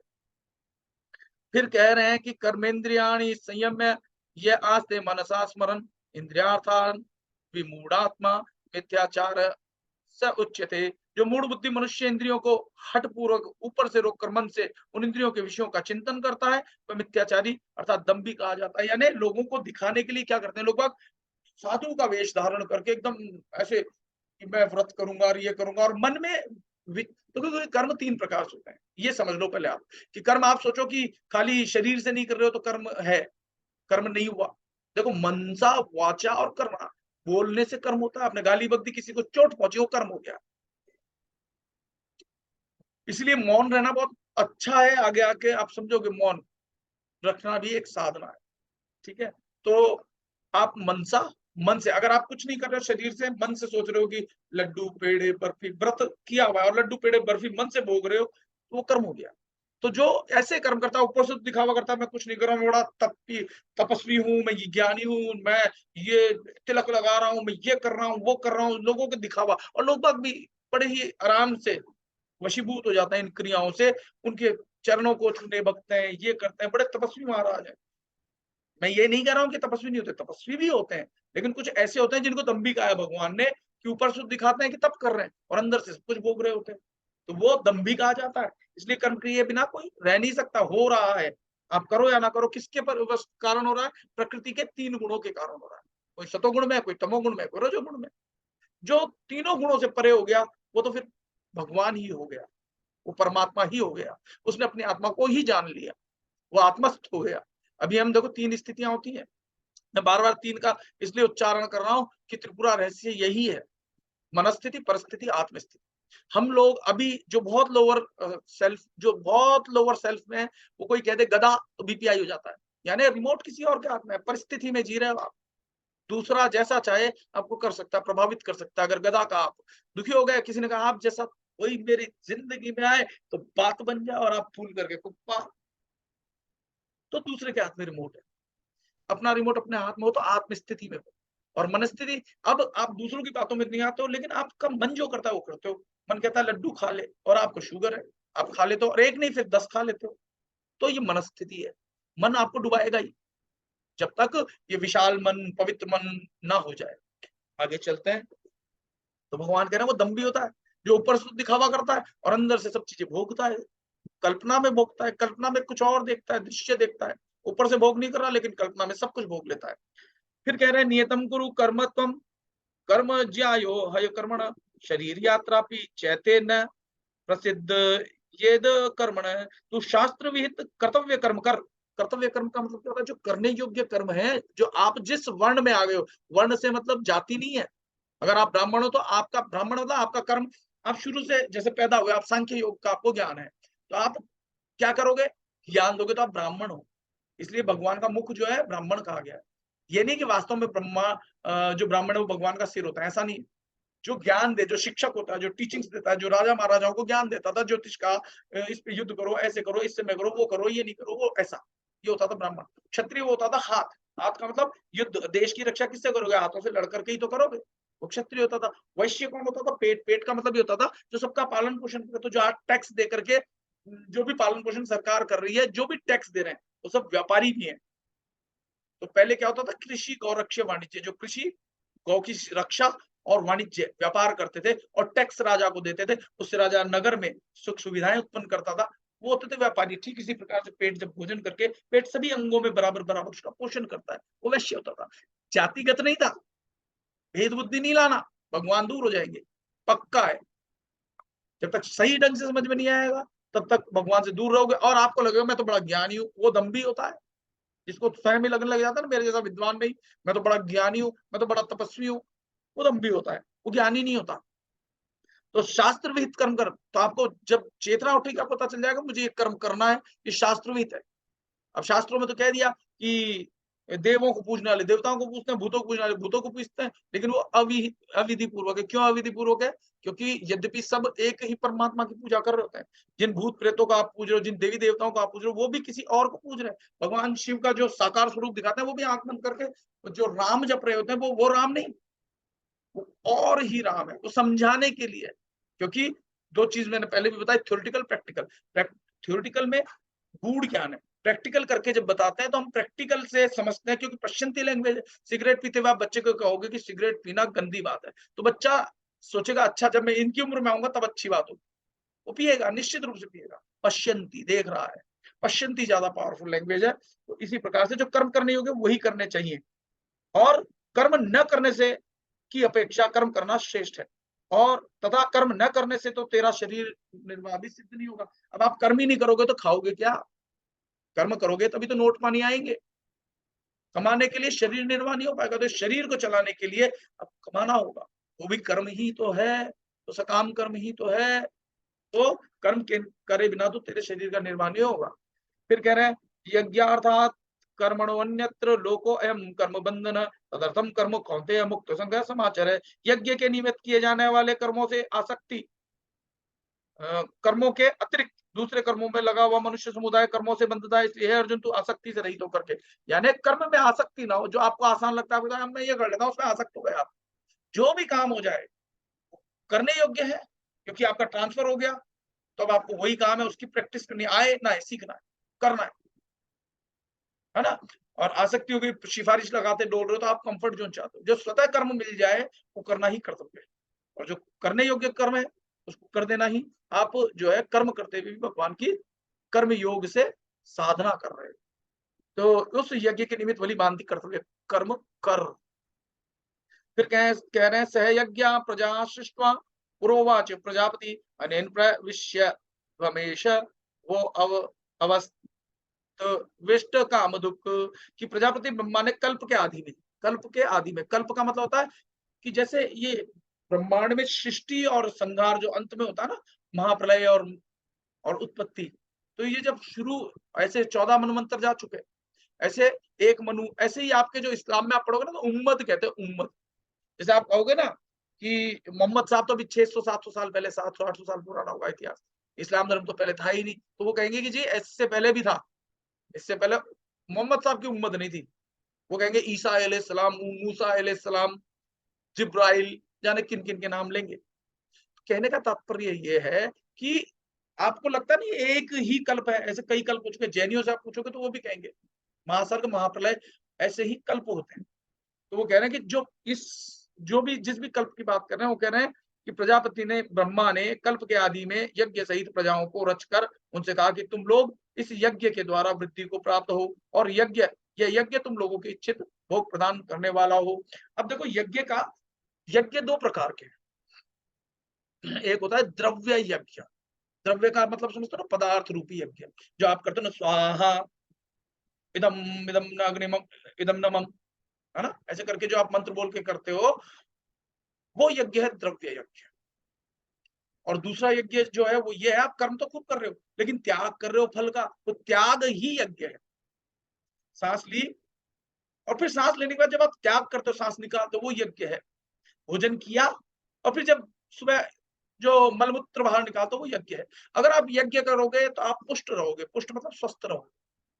और यज्ञ नहीं करोगे, यानी जो लिया है वो नहीं लौटाओगे, अब बीमार पड़ जाओगे, अब कर्मों से बंधो, होगा कि नहीं। अब भोजन कर लो, कब्ज हो जाए, पचे ना, और कब्ज हो जाए तो खाना भी नहीं पाएगा, शरीर भी ठीक नहीं रहेगा, और पेट से सभी रोग उत्पन्न होता है, हार्ट भी आपका, ब्लॉकेजेस, ये वो सब उसी से होता है। तो यज्ञ का मतलब है त्याग सीखना है। आप जितना ग्रहण किया वो पूरा निकाल दो। फिर आप कहोगे जब पूरा निकाल दिया तो बचा क्या? अरे भाई, पूरा निकालने के बाद जो लिया, वो जो पूरा ग्रहण करने के बाद बच गया, वो है ऊर्जा। भगवान के आप आगे भोजन रखते हो तो भगवान की रोटी तो वैसी की वैसी रहती है, खाते थोड़ी ना दिखते हैं आपको, परंतु भगवान ने ऊर्जा ले ली, बाकी ऐसे कैसा रह गया। ठीक इसी प्रकार से आपको देवत्व, आपको भगवान के समान बनना है, सब कुछ ग्रहण करो और सब कुछ त्याग भी दो। जो त्यागते हो वो मल ही तो है, वो आपको स्वस्थ रखेगा। हम क्या करते हैं, मल को भी पकड़ने की कोशिश करते हैं। खूब कमाया, फिर उस पैसे को खर्च नहीं करना चाहते, दांत से दबा के रखते हैं। दांत से दबाने के कारण आसक्ति हो जाने से हम मुक्त नहीं हो पाते। जैसे एक बंदर जो है सुराही में ऐसे हाथ डालता है, चने होते हैं, शिकारी उसको ऐसे पकड़ते हैं, वो सुराही ऊपर से मटका छोटा होता है, जैसे मुट्ठी बांधते हैं ना, तो मुट्ठी से हाथ बड़ा सा हो जाता है। तो बंदर हाथ निकालता है चने पकड़ के, तो हाथ निकलता नहीं है, उसको लगता है किसने मुझे पकड़ लिया। जब वो पकड़ लिया, उसे लगता है, तो बड़े आराम से शिकारी आकर के उसको पकड़ लेता है। आपने भी ऐसे ही कर रखा है, जीवन में पकड़ा हुआ आसक्ति, छोड़ते ही अब मुक्त हो, आप मुक्त हो, नित्यानंद हो, शुद्ध, आप नित्य मुक्त शुद्ध बुद्ध हो।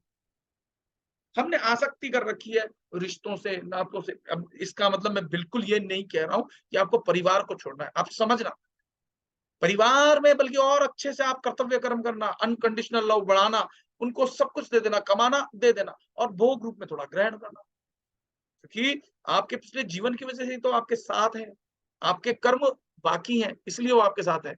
जो पत्नी है वही आपसे लड़ेगी, वही आपका खून चूसेगी। खून चूसने से मेरा मतलब है कष्ट देने से। खून चूसने का मतलब नहीं है स्ट्रॉ लगा के आपको चूस लिया, ये नहीं है मेरा मतलब। मेरा मतलब ये है कि आपको समझना होगा कि ये क्यों है, एक पति पत्नी को कष्ट दे रहा है, उसके बिना रह नहीं सकता, और जब साथ रहते हैं तो ऐसा लगता है हम रह नहीं सकते साथ। वो इसलिए पुराने लेन-देन के कारण। लेकिन जैसे-जैसे आप साधक बनोगे तो भीतर से आप जो है इन नाशवान जड़ पदार्थों से दूर होते जाओगे, और आत्मा से तो आपसे एक ही हो, आप भेद है ही नहीं। आप कभी बिछड़ सकते ही नहीं, बिछड़े ही नहीं और बिछड़ोगे भी नहीं। लेकिन जब तक अज्ञान है तब तक लगेगा ये शरीर छूटा, अरे मेरी पत्नी छूट गई, मेरा ये छूट गया, कोई छूटता ही नहीं। जो सर्वत्र व्याप्त है वो अभी भी आपके भीतर व्याप्त है। इसीलिए तो भगवान ने कहा है, यो माम पश्यति सर्वत्र सर्वम मयि पश्यति तस्याम न प्रणश्यामि सचैन प्रणश्यति। जो मुझे सब जगह सब में विद्यमान देखता है, मैं उसके लिए अर्जुन अदृश्य नहीं हूं, और वो मेरे लिए भी अदृश्य नहीं है। जब आपका विचार भाव, आप गधे घोड़े पक्षी चींटी इंसान मनुष्य सभी में उस एक को देख सकोगे, तो फिर भगवान आपके दर्शन कर रहे हैं और आपको भगवान के हो रहे हैं। ये सत्य कह रहा हूं, ऐसा भगवान ने भी कहा, मेरी अनुभूति भी ऐसी ही है। फिर कह रहे हैं कि प्रजापति ने जब ये करा तो तुम एक दूसरे की मदद करो। देवता क्या होता है, मदद करते हैं, तुम उनको पुष्ट करो, वो पुष्ट करेंगे। तो द्रव्य यज्ञ में जैसे हम जब स्वाहा स्वाहा बोलते हैं तो सूक्ष्म देवता होते हैं, दिखते नहीं है, जो उनको आहुति प्राप्त होती है, वो भी ठीक है। उससे बादल बनते हैं, जब आप यज्ञ करोगे, भाप ऊपर जाएगी, थोड़ा ऊपर गर्माहट होगी, थोड़ा तेज बनेगा तो बादल बनेंगे, बादल बनेंगे तो वृष्टि होगी, वृष्टि होगी तो फसलें होंगी, फसलें होंगी तो आप भोजन करोगे, अन्न की उत्पत्ति होती है। ऐसा आप भगवान अब बाद में कहेंगे, ठीक है ना। और अभी तो आपने इतनी ग्लोबल वार्मिंग कर दी है कि इतनी ज्यादा बरसात हो रही है कि सब कुछ बर्बाद हो रहा है, बाढ़ में ही बह जा रहा है। तो वो कह रहे हैं कि प्रजापति माने तुम यज्ञ के द्वारा वृद्धि को प्राप्त हो, एक दूसरे की मदद करो, ये मतलब है। जैसे एक बार असुर और देवताओं में संग्राम में छिड़ा कि दोनों में श्रेष्ठ कौन, वो भगवान के पास गए। भगवान ने कहा भैया जो कोहनी मुड़े बिना भोजन कर लेगा ना वो श्रेष्ठ। अब असुरों ने क्या किया, स्वयं खाने के चक्कर में बस ऐसे उछालते, हाथों में ऐसे लकड़ी बांध ली तो कोहनी नहीं उड़ती थी, ऐसे उछालते थे, खाते थे तो आधा नीचे गिरता था, आधा मुख में जाता था। और देवताओं ने बिना कोहनी मुड़े एक दूसरे को खिलाना शुरू कर दिया। तो भगवान ने कहा ये श्रेष्ठ है, तो तुम देवता बनना, एक दूसरे को देना, एक दूसरे से देने से क्या होगा, आप पुष्ट हो जाओगे। भाई आप किसी को खिला रहे हो तो कोई आपको भी तो खिला रहा है, आपका भी तो पेट भर ही रहा है ना। लेकिन हमको क्या लगता है दूसरा में क्यों खिलाएगा, हमें क्यों नहीं। आपको दिखे या ना दिखे, वो आप तक लौट करके आएगा ही। क्योंकि जब पिछले जीवन में कर्म करके आओ, अभी भी आप जुड़े हुए हो, क्योंकि पिछले लेन देन के कारण जुड़े हुए, तो एक दूसरे को वृद्धि, एक दूसरे को देना सीखो, तो आप अपने आप पुष्ट हो जाओगे। फिर कह रहे देवान भाव यतानेन ते देवा भावयन्तु वः परस्परम भावयन्त श्रेय परमावाप्स्यस्थ। तुम लोग इस यज्ञ के द्वारा देवताओं को उन्नत करो और वे देवता तुमको उन्नत करेंगे। आप किसी की मदद करोगे, होता ना शादी में आप जाते हो तो उसने 51 दिए थे, आप नोट रखते हो, और अगली बार जाते हो तो आप कोशिश करते हो कि इसका कर्जा नहीं रहे, तो 51 की आप कोशिश करोगे कि मैं उसको 51 से बढ़ के। तो एक दूसरे को उन्नत करने वाली बात है। जो परंपराएं चली है उन्नत करने के लिए बनी है। कोई व्यक्ति गरीब है, उस कि आप मदद करोगे, इसके चलो कन्यादान में थोड़ा ज्यादा ही चला। फिर वो जब आएगा उसके भी दिमाग में नोट किया हुआ है ये, वो आपको जैसे अगर आपने 501 दिए तो वो कोशिश करेगा कम से कम ज्यादा नहीं तो 501 लौटाने की ही कोशिश करेगा। यही होता है लेन देन, और इसी लेन देन में हम फंसे हुए हैं। इसका मतलब ये नहीं कह रहा आपको देना नहीं है, देना है, आपको आसक्ति नहीं रखनी है पैसे पैसे में। आपको ये नहीं इसने मुझे दिया था इसलिए देना है। फिर कह रहे हैं इष्टान भोगान ही, और एक दूसरे को आप उन्नत करते हुए, एक दूसरे को देते हुए, एक दूसरे की मदद करते हुए आप जो है परम कल्याण को प्राप्त हो जाओगे, ऐसा लिखा है गीता में, मैं नहीं कह रहा हूं। फिर आगे कह रहे हैं इष्टान भोगान ही वो देवान दास्यन्ते यज्ञ भाविता तैर दत्तान प्रदाप्ये प्रदाप्यो यो भुंक्ते स्तेन एव स। यज्ञ के द्वारा बढ़ाए हुए देवता तुम लोगों को बिना मांगे इच्छित भोग निश्चय ही देते रहेंगे। इस प्रकार देवताओं के द्वारा दिए हुए भोगों को जो पुरुष उनके बिना दिए स्वयं भोगता है वह चोर ही है। अगर आप जो कमाते हो, अगर आप उसका दान नहीं करते हो, भोग नहीं लगाते हो, भगवान को दे करके अर्पण करके लोगों को दिए बिना खाते हो। मुझे अच्छी तरह याद है, मैंने कुछ एक आध संतों की फिल्में देखी थी, तो वो ना भोजन करने से पहले दूसरों को भोजन कराते थे, फिर भोजन करते थे, मूर्ति के आगे नहीं रखते थे। जैसे भोजन तैयार होता था तो वो ढूंढते थे कोई एक संत मिल जाए, पहले कोई भी व्यक्ति मिल जाए, उसको पहले भोजन कराते थे, फिर बच जाए तो खुद करते। और इतने गरीब दिखाया उनको कि उनके पास भोजन ही नहीं बचता था, तो पत्ते खा करके रह लेते थे। तो यहाँ ये भाव है कि देना है तब वो प्रसाद बनेगा, हमको अर्पण करना है। तो बिना किसी को दिए अगर आप भोजन करते हो तो चोर कहलाते हो आप। और चोर को क्या मिलता है, कोई बताएगा? चलो मैं बता देता हूँ, दंड। चोर को दंड मिलता है। तो आप अगर बिना किसी को अर्पण किए, भगवान को अर्पण किए, बिना किसी को भोजन कराए अगर स्वयं भोजन करते हो कमा करके, तो चोर ही हो। इसलिए पहले देना, देवता बनो। कुल मिलाकर के बात यहाँ ये है, यज्ञ से मतलब देवता देते हैं, यज्ञ करते हैं। जो देने वाला था वो यज्ञ ही कर रहा है, जो लेने वाला होता है वो लेवता होता है। अधिकतर मनुष्य समुदाय इसलिए जो है मोह से वशीभूत है, क्योंकि सब चाहते हैं मेरे पास ये आ जाए, मेरे पास वो आ जाए, मुझे इतना मिल जाए, मुझे उतना मिल जाए। लेवता, हमको क्या बनना है, देवता। ठीक है, पहले तो मनुष्य से मनुष्य तक तो पहुंचो, अभी तो पशु भाव है। मनुष्य में क्या है, फिर रजोगुण आ जाएंगे तो आप फिर मनुष्य ही बनोगे, कि आसक्ति से होकर के काम तो करोगे, लेकिन इतनी भी आसक्ति नहीं होगी तामसिक तामसी लोगों में होती है कि बस मैं ही मैं। वो मनुष्यों में क्या होता है कि मुझे भी मिल जाए, लेकिन अगर थोड़ी दया भाव तो होता ही है, वो रजोगुणी संस्कार है, लेकिन बाध्यता वो भी है। यज्ञ शिष्टाशिनः संतो मुच्यन्ते सर्व किल विषय भुंजते ते त्वकम पाप ये पच्यन्त्यात्म कारणात्। यज्ञ से बचे हुए अन्न को खाने वाले श्रेष्ठ पुरुष सब पापों से मुक्त हो जाते हैं और जो यज्ञ यानी बिना किसी को खिलाए स्वयं ही भोग लो तो पापों से मुक्त नहीं हो, तो पाप से बंधते हैं। वो क्या करते हैं, जो पापी लोग अपने शरीर पोषण करने के लिए ये अन्न पकाते हैं, वे तो पाप को ही खाते हैं, भगवान ने तो ये कह दिया है। फिर भगवान कह रहे हैं अन्नाद भवन्ति भूतानि पर्जन्यादन्न संभव यज्ञात भवति पर्जन्यो यज्ञ कर्म समुद्भव कर्म ब्रह्मोद्भवम विद्धि ब्रह्माक्षर समुद्भवम तस्मात् सर्वगतं ब्रह्म नित्यम यज्ञ प्रतिष्ठितम। तो संपूर्ण प्राणी जो है अन्न से उत्पन्न होते हैं। देखो अगर आप अन्न नहीं खाओगे तो मर जाओगे ना। अब आप नहीं मरोगे, समझना ध्यान से। ये शरीर पृथ्वी तत्व है, इसमें जल तत्व है, वायु तत्व है, अग्नि तत्व है और इसमें आकाश। ये पंच तत्व मरता है, आप नहीं मरते क्योंकि आप तो अविनाशी। तो आपको पृथ्वी तत्व चलाने के लिए पृथ्वी तत्व लेना होता है, यानी अन्न जो होता है वो पृथ्वी तत्व है, पृथ्वी से उत्पन्न है। फिर जल जो नदियां बह रही है वो आपको पीना होता है, तभी आपके भीतर का जल पृथ्वी अग्नि तत्व बरकरार रहते हैं, बैलेंस में रहते हैं। वायु तत्व, अगर वायु नहीं आएगी मर जाओगे। इसलिए प्राणायाम थोड़ा कर लो, नहीं भी करोगे तो सांस तो आ रही है जा रही है, तब तक आप जीते, ठीक है ना। और आकाश, अगर विराम ना मिले आपको, रात को सो नहीं तो आप पागल होकर के मर जाओगे। इसलिए पांचों तत्व अपने आप ही आपके भीतर प्रवाहित हो रहे हैं, इसलिए आपको भोजन करना आवश्यक हो जाता है शरीर को चलाने के लिए, आत्मा को नहीं। तो संपूर्ण प्राणी अन्न से उत्पन्न होते हैं, यानी अन्न पृथ्वी तत्व है। अन्न से उत्पन्न होता है, अन्न की उत्पत्ति वृष्टि यानी पानी आ गया, वृष्टि से होती है, और वृष्टि यज्ञ से होती है यानी अग्नि आ गया। समझ रहे हो ना बात को, ऐसे करते जाओ। और नहीं समझ में आ रही है तो थोड़ा ओके। तो अन्न पृथ्वी तत्व, अन्न किससे उत्पन्न होता है, वृष्टि पानी जल तत्व।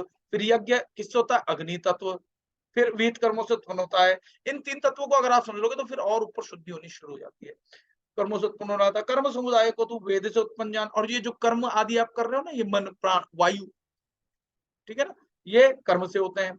और कर्म समुदाय को तू वेद से उत्पन्न जान, वेद यानी ज्ञान, ज्ञानमय पुरुष उत्पन्न जान। और वेद को अविनाशी परमात्मा, आकाश शून्य, कभी मरता नहीं मिटता नहीं, वो अविनाशी है, परमात्मा से उत्पन्न हुआ जान। इससे सिद्ध होता है कि सर्वव्यापी परम अक्षर परमात्मा सदा ही यज्ञ में प्रतिष्ठित है। यानी परमात्मा सिर्फ देता ही देता है, लेता कुछ नहीं है। तो आपको क्या बनना है, परमात्मा, देने का भाव जागृत करना। इसका मतलब मैं ये नहीं कह रहा हूं कि लुटाना शुरू करना, ऐसा नहीं कह रहा हूं। देना पहले, charity begins from home, begins at home. पहले घर में जिम्मेदारी निभाते हुए, फिर धीरे धीरे आपकी जब जिम्मेदारी निभाने के बाद शक्ति बढ़ जाए, कर्म से आपको फल अधिक मिलने लग जाए, फिर आपका धीरे धीरे परिवार बढ़ेगा। धीरे धीरे परिवार बढ़ते बढ़ते बढ़ते बढ़ते एक दिन ये वसुधैव कुटुंबकम, ये पूरा संसार ये आपका कुटुंब हो जाएगा, परिवार हो जाएगा। आ रही है बात समझ में सबको? ऐसे करते जाओ बीच बीच, आ रही है, ओके। एवं प्रवर्तितं चक्रम नानुवर्तीय अगायुरिंद्रियारामो मोगम पार्थ स जीवति। हे पार्थ, जो पुरुष इस श्लोक में इस प्रकार परंपरा से प्रचलित सृष्टि चक्र के अनुकूल नहीं बरतता, अर्थात अपने कर्तव्य का पालन नहीं करता, वह इंद्रियों के द्वारा भोगों में रमण करने वाला पापायु पुरुष व्यर्थ ही जीता है। मतलब आप किसी के लिए कुछ करो, यज्ञ का मतलब होता है त्याग करना, दूसरों का भी भलाओ, कर्म खूब करो, फल का त्याग करोगे तभी तो त्याग होगा, तभी तो यज्ञ कहलाएगा। इतनी सी चीज समझ लो, और ज्यादा क्या करना है। अगर आप पूरी गीता को समझना चाहो तो 4 से 6 श्लोक मैं ऐसे बताऊंगा, बाद में जब संपूर्ण वो हो जाएगी, इसका आप अभ्यास करोगे ना, तो आपको हर रोज गीता का पूरा फल मिल जाएगा। यज्ञ यज्ञ यज्ञ खूब कमाओ, कर्म से नहीं रोकना अपना, आपको कर्म हो रहे होने देना, लेकिन विहित कर्म। जो कर्म, अब रास्ते चल रहे हो, जबरदस्ती पत्ता तोड़ लिया पेड़ का, ये कर्म नहीं है। जबरदस्ती रास्ते चल रहे हो, कुत्ता सामने आया लात मार दी, ये कर्म नहीं है। हाँ, स्वतः कोई कुत्ता आपकी ओर भौंकता हुआ आ रहा है, अब आप अपने बचाव के लिए जो कर रहे हो वो कर्म है, समझना। फिर कह रहे हैं कि हे पार्थ, जो इस प्रकार परंपरा से प्रचलित, यानी दे दे करके हम एक दूसरे को परंपरा में घर मकान दुकान देते हैं ना। हमारे पिता ने जो हमको मकान दिया तो हम अपने पोते को दे, हम अपने बेटे को दे देते हैं। दो या ना दो, ये तो परंपरा से अपने आप कन्वर्ट जा ही रहा है। लेकिन ये अगर आप ज्ञान से समझ जाओ तो यही तो ज्ञान योग है। फिर यस्त्वाम यस्त्वात्मरतिरेव स्यादात्म तृप्तश्च मानव आत्मन्येव स संतुष्ट तस्य कार्यम न विद्यते। परंतु जो मनुष्य आत्मा में ही रमण करने वाला और आत्मा में ही तृप्त और आत्मा में ही संतुष्ट हो, उसके लिए कोई कर्तव्य नहीं है। अब इस चीज को आपको समझना होगा। इस चीज को ऐसे समझना होगा कि आप कर्म की ओर प्रेरित होकर के भागते रहते हो, भागते रहते हो, भागते रहते हो। इसलिए भागते हो क्योंकि आप फल चाहिए। आप जैसे जैसे जैसे आप फल की आसक्ति छूटती जाएगी, छूटती जाएगी, छूटती जाएगी, तो आप आत्मा में मतलब ध्यानस्थ रहोगे। शिव क्या करते हैं? आंखें बंद करते हैं और बैठे रहते हैं सांसों पर ध्यान। वो परमात्मा का भजन जप करते रहते हैं। जैसे ही आप आंखें बंद करके आत्मा में आपका आत्मा कहाँ है? आत्मा देखो, लोगों को हृदय यहाँ लगता है, अनाहत चक्र में, है ना? यहाँ हृदय लगता है। वो तो जीवात्मा का स्थान है। वो सांसारिक आत्मा है, जीवात्मा। जो आपकी आत्मा है वो है भूमध्य के बीच में। इसीलिए कहा ईश्वर सर्वभूतानां हृदय देश है, अर्जुन तिष्ठति। ये हृदय स्थान, यहाँ पर ईश्वर व्याप्त है। जो आत्मा में रमण करता है, आंखें बंद करता है, संसार जैसे आंख बंद करोगे संसार दिखना बंद। जब आप रात में सो जाते हो आंखें बंद होती है ना, फिर आपको ना तो डर होता है, सांप ऊपर से ले जाए डर नहीं लगता, और कुछ हो जाए क्योंकि अहंकार सो जाता है। आंख खुलती है, फिर जिससे आपको डर लगता है वो आ जाए सामने तो आप डरोगे। तो बार बार आप अभ्यास करोगे। आत्मा में रमण करने का मतलब बाहर की दोनों आंखें बंद, भीतर के 9 द्वार बंद और 10वें द्वार पर ध्यान। और जब 10वां द्वार खुलेगा तो आपको आप जी के दर्शन हो जाएंगे। सिंपल। आगे चलते हैं।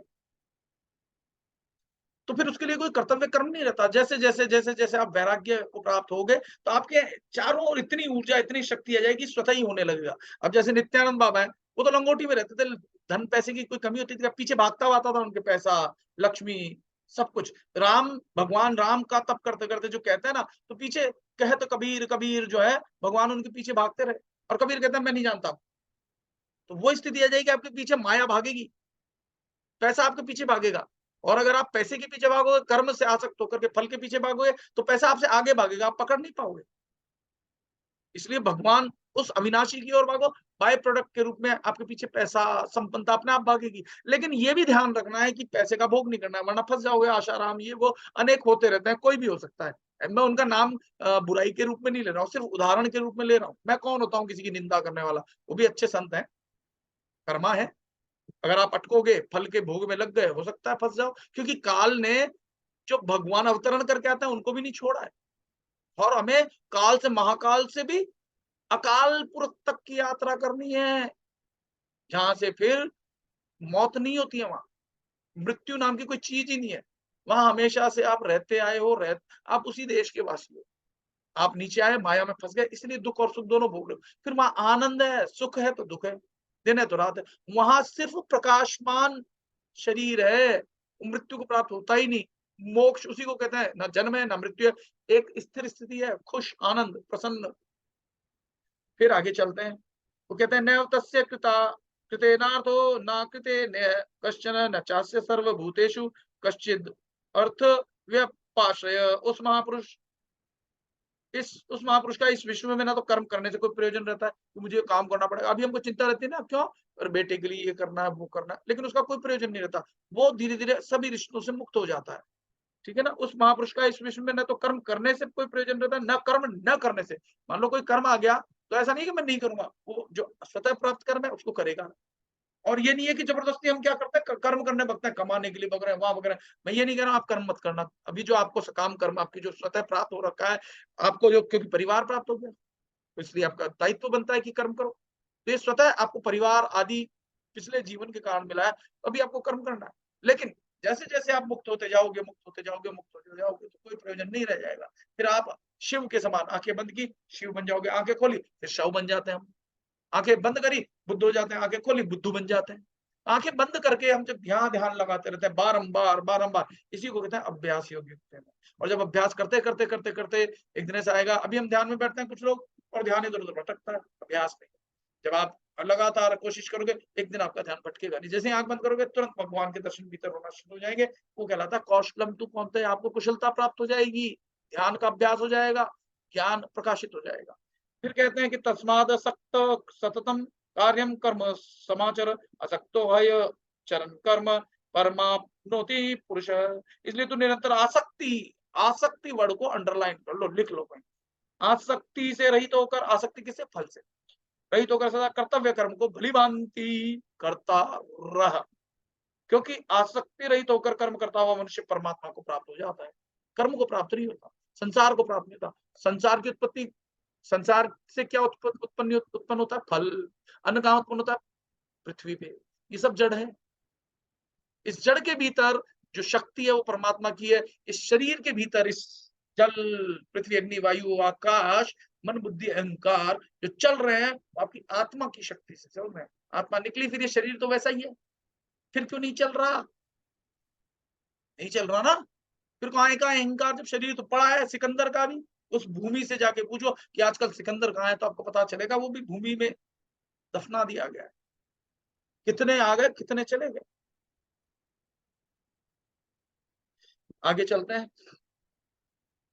कर्मणैव हि संसिद्धि मास्थिता जनकादय लोक संग्रह मेवापि संपश्यन कर्तुमर्हसि। जनकादि ज्ञानी जन भी आसक्ति रहित कर्म द्वारा ही, जनक जो थे इतने बड़े राजा थे लेकिन आसक्ति रहित थे, आसक्ति रहित कर्म द्वारा ही परम सिद्धि को प्राप्त हुए थे। इसलिए तू लोक संग्रह को देखते हुए, मतलब आप दुनिया को लगेगा आप कमा रहे हो, पैसे इकट्ठा कर रहे हो, है ना, लेकिन आप इकट्ठा कर रहे हो लेकिन उसको अच्छे कार्य में लगाते जा रहे हो।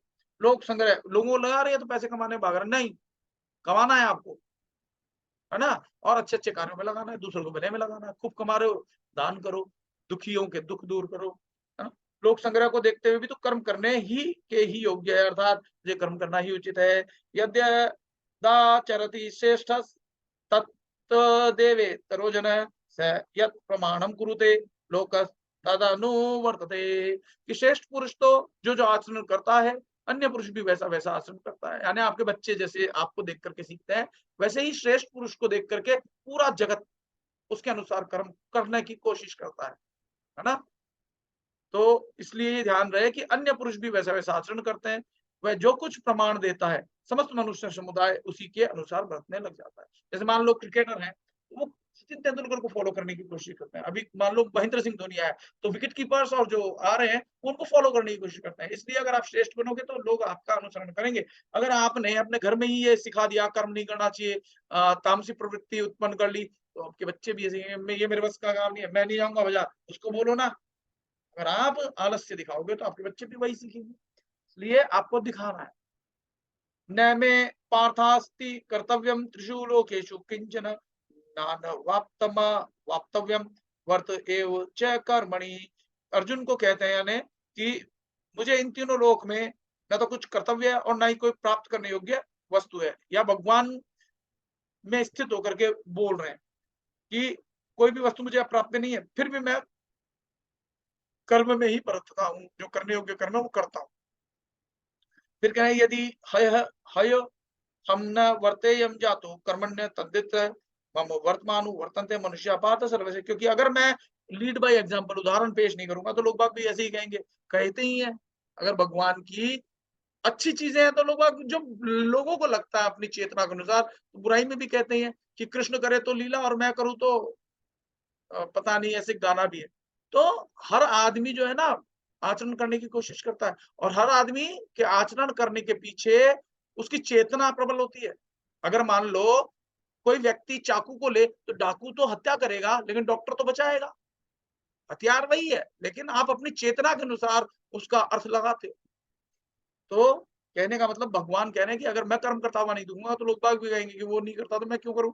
हमारे घर में भी ऐसा ही होता है। इसलिए आपको उदाहरण पेश करना होगा, आपको भी कर्म करके दिखाना होगा। अच्छे सदाचार जो करने योग्य कर्म है, जो आपके सामने स्वतः कर्तव्य कर्म है उत्पन्न हो जाए, उसको करो। अगर आप नहीं करोगे तो वो भी नहीं करेंगे। उत्सी देयुरिमे लोका न कुर्याम कर्म चेदहम संकरस्य च कर्ता स्यामु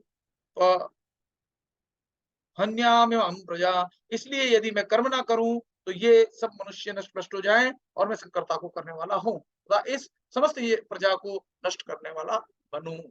अगर आप नहीं करोगे तो कोई और कर देगा वो कर्म। अगर आप घर पे नहीं रहोगे तो कोई और कर जाएगा वो कर्म। अगर आप भूमि को खाली छोड़ दोगे तो कुछ और उग जाएगा वहां अपने आप ही। इसलिए आपको कर्तव्य कर्म करना ही चाहिए।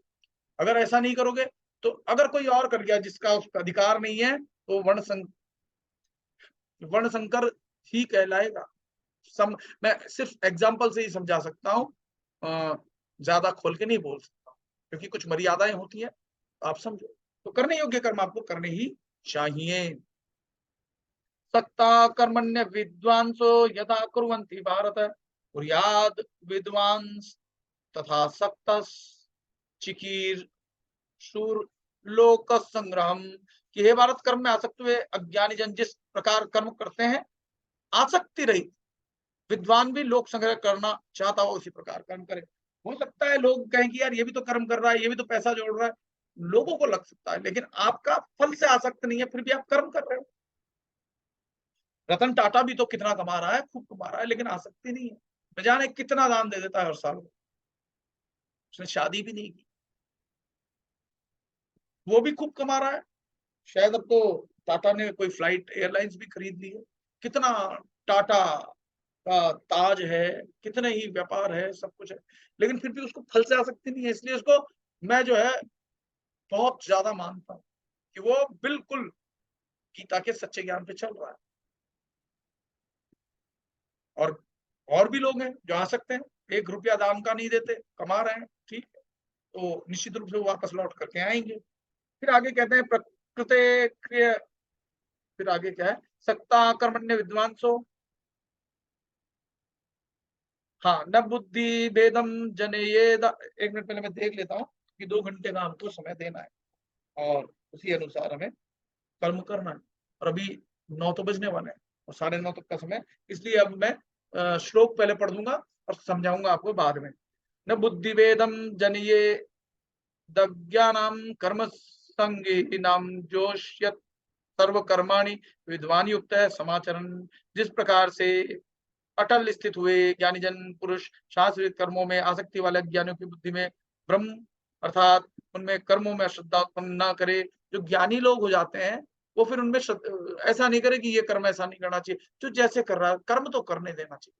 और उसको क्या समझाना चाहिए, क्योंकि जो ज्ञानी जन है उनकी बातों को सुन के आपको लग सकता है कि कर्म करना बेकार है, इस कर्म से ये फल मिलेगा, उस कर्म से ये फल मिलेगा, तो पहले उसको कर्म करते रहने देना चाहिए। उसको बताना चाहिए कि फल में आसक्ति ना रखे, और कर्म क्या है ये समझाना चाहिए, लेकिन कर्म नहीं करना चाहिए ये नहीं कहना चाहिए। प्रकृते क्रियमाणानि गुणः कर्माणि सर्वशः अहंकार विमूढ़ आत्मा कर्ता हमिति मन्यते। वास्तव में संपूर्ण कर्म जो है प्रकृति के द्वारा किए जाते हैं, आप नहीं करते हो। ये आपकी गलतफहमी है कि मैं कर्म करता हूँ। आपको इसलिए लगता है मैं कर्म करता हूँ क्योंकि आप मन स्थिति में आ जाते हो, आप पशु भाव में आ जाते हो। तो शरीर को आप मैं मानते हो, इसलिए आपको लगता है मैंने ये कर दिया, ये पाप हो गया, मैंने ये कर दिया, ये पुण्य हो गया, मैंने दान कर दिया, ये पुण्य हो गया। आप कुछ कर्म करते ही नहीं हो, प्रकृति के गुणों से वशीभूत होकर के आप कर्म करते हो और आपको लगता है मैं कर रहा हूँ। तो जिनको ये ज्ञान नहीं है वो अहंकार से मोहित हो रहे हैं। आप लोग मोहित हो रहे हो, मैंने इतना दिया था, उतना दिया था, ऐसा अज्ञानी मैं करता हूँ मानता है। जो आत्मा में स्थित हो जाता है वो जानता है कि मैं करता हूँ ही नहीं। कर्म तो प्रकृति के द्वारा होते हैं। आपका हाथ पैर, आपका मन, मन ही करता, मन करवाता है, आत्मा कभी नहीं करती है। हाँ, जीवात्मा उसमें लिप्त होती है तो उसको लगता है कि मैं कर रहा हूँ, वही अहंकार है। उसी अहंकार से मुक्त होना। तत्ववित्तु महाबाहो गुणकर्म विभागयो गुणा गुणेषु वर्तन्ते वर्तन्ते इति मत्वा समझ स सज्जते। परंतु जो गुण विभाग और कर्म विभाग को तत्व से जानने वाले योगी हैं वो संपूर्ण गुण ही गुणों में वर्त रहे हैं, ऐसा मानते हैं। प्रकृतेर गुण सम्मूढ़ा सज्जन्ते गुण कर्मसु तान कृत संविदो मंदान कृत सन्न विचालिये। प्रकृति के गुणों से अत्यंत मोहित हुए मनुष्य गुणों और कर्मों में आसक्त रहते हैं, है ना। गुणों में आसक्त हो जाओगे तो आप क्या करोगे, कर्म के फल में भी आसक्त हो जाओगे। तो जो ये नहीं जानते वो मंदबुद्धि अज्ञानों को पूर्णतया जानने वाला ज्ञानी विचलित ना करे कि ये कर्म मत कर, वो मत कर्म कर। तो समझाओ कर्म से फल उत्पन्न होगा और वो फल में तू आसक्त होगा। जो फल तेरे को खराब लगेगा उसमें तू अनासक्त होगा। पहले ये समझाओ कि कर्म आप करते ही नहीं हो। दूसरा, जो आप राग द्वेष से यानी मोह से प्रेरित होकर के जो कर्म करते हो तो आपको बांध देंगे, इसलिए मोह से प्रेरित नहीं हो, अज्ञान से प्रेरित होकर के कर्म ना करो।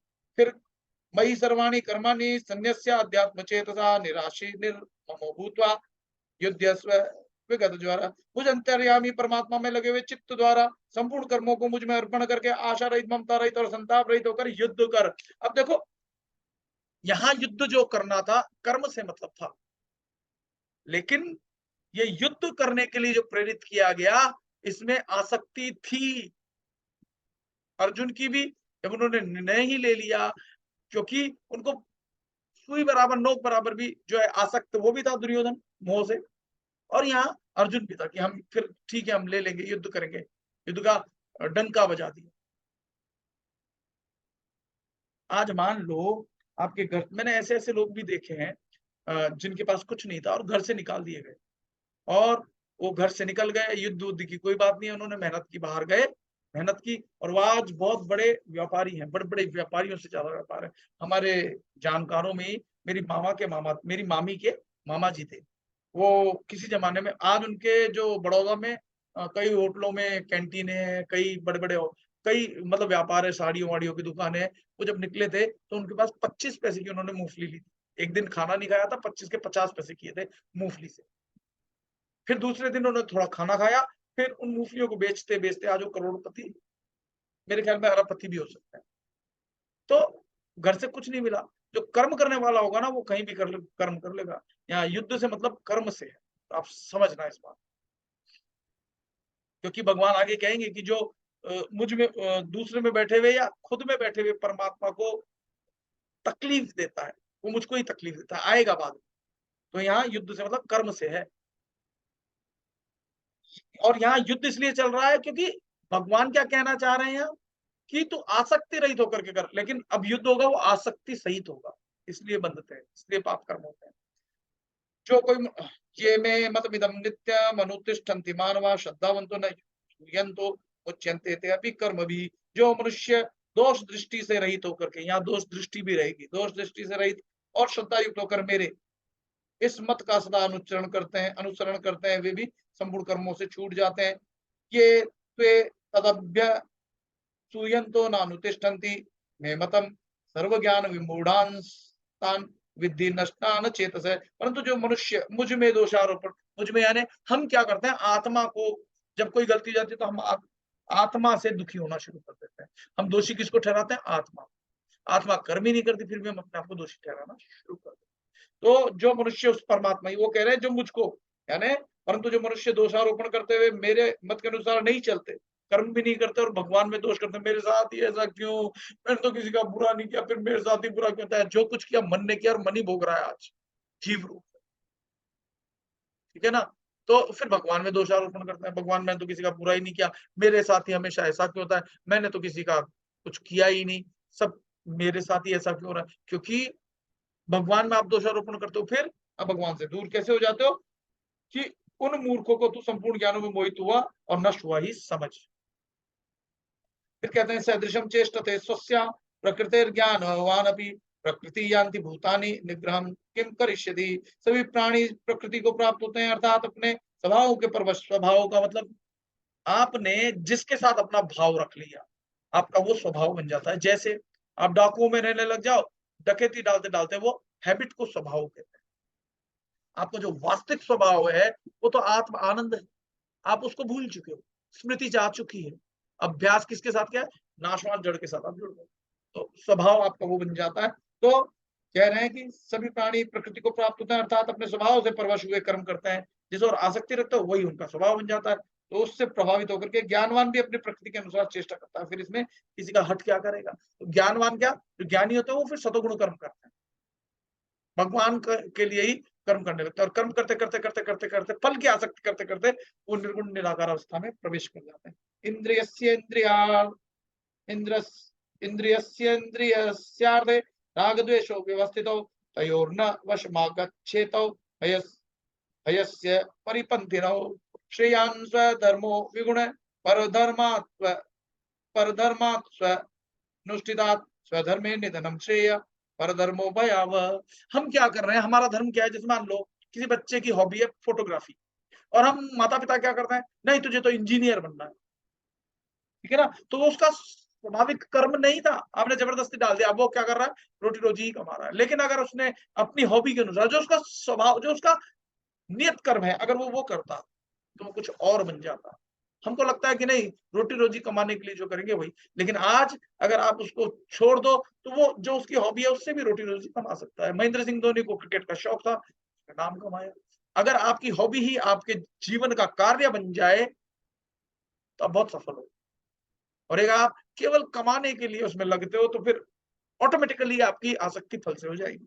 तो भगवान ये कह रहे हैं कि अपने धर्म में अच्छी प्रकार आचरण में लाए हुए दूसरे के धर्म से गुण रहित अपना धर्म अति उत्तम है। अपने धर्म में तो मरना भी कल्याणकारक है, और दूसरे के धर्म जो है भय को देने वाला है। जैसे भय को कैसे देगा?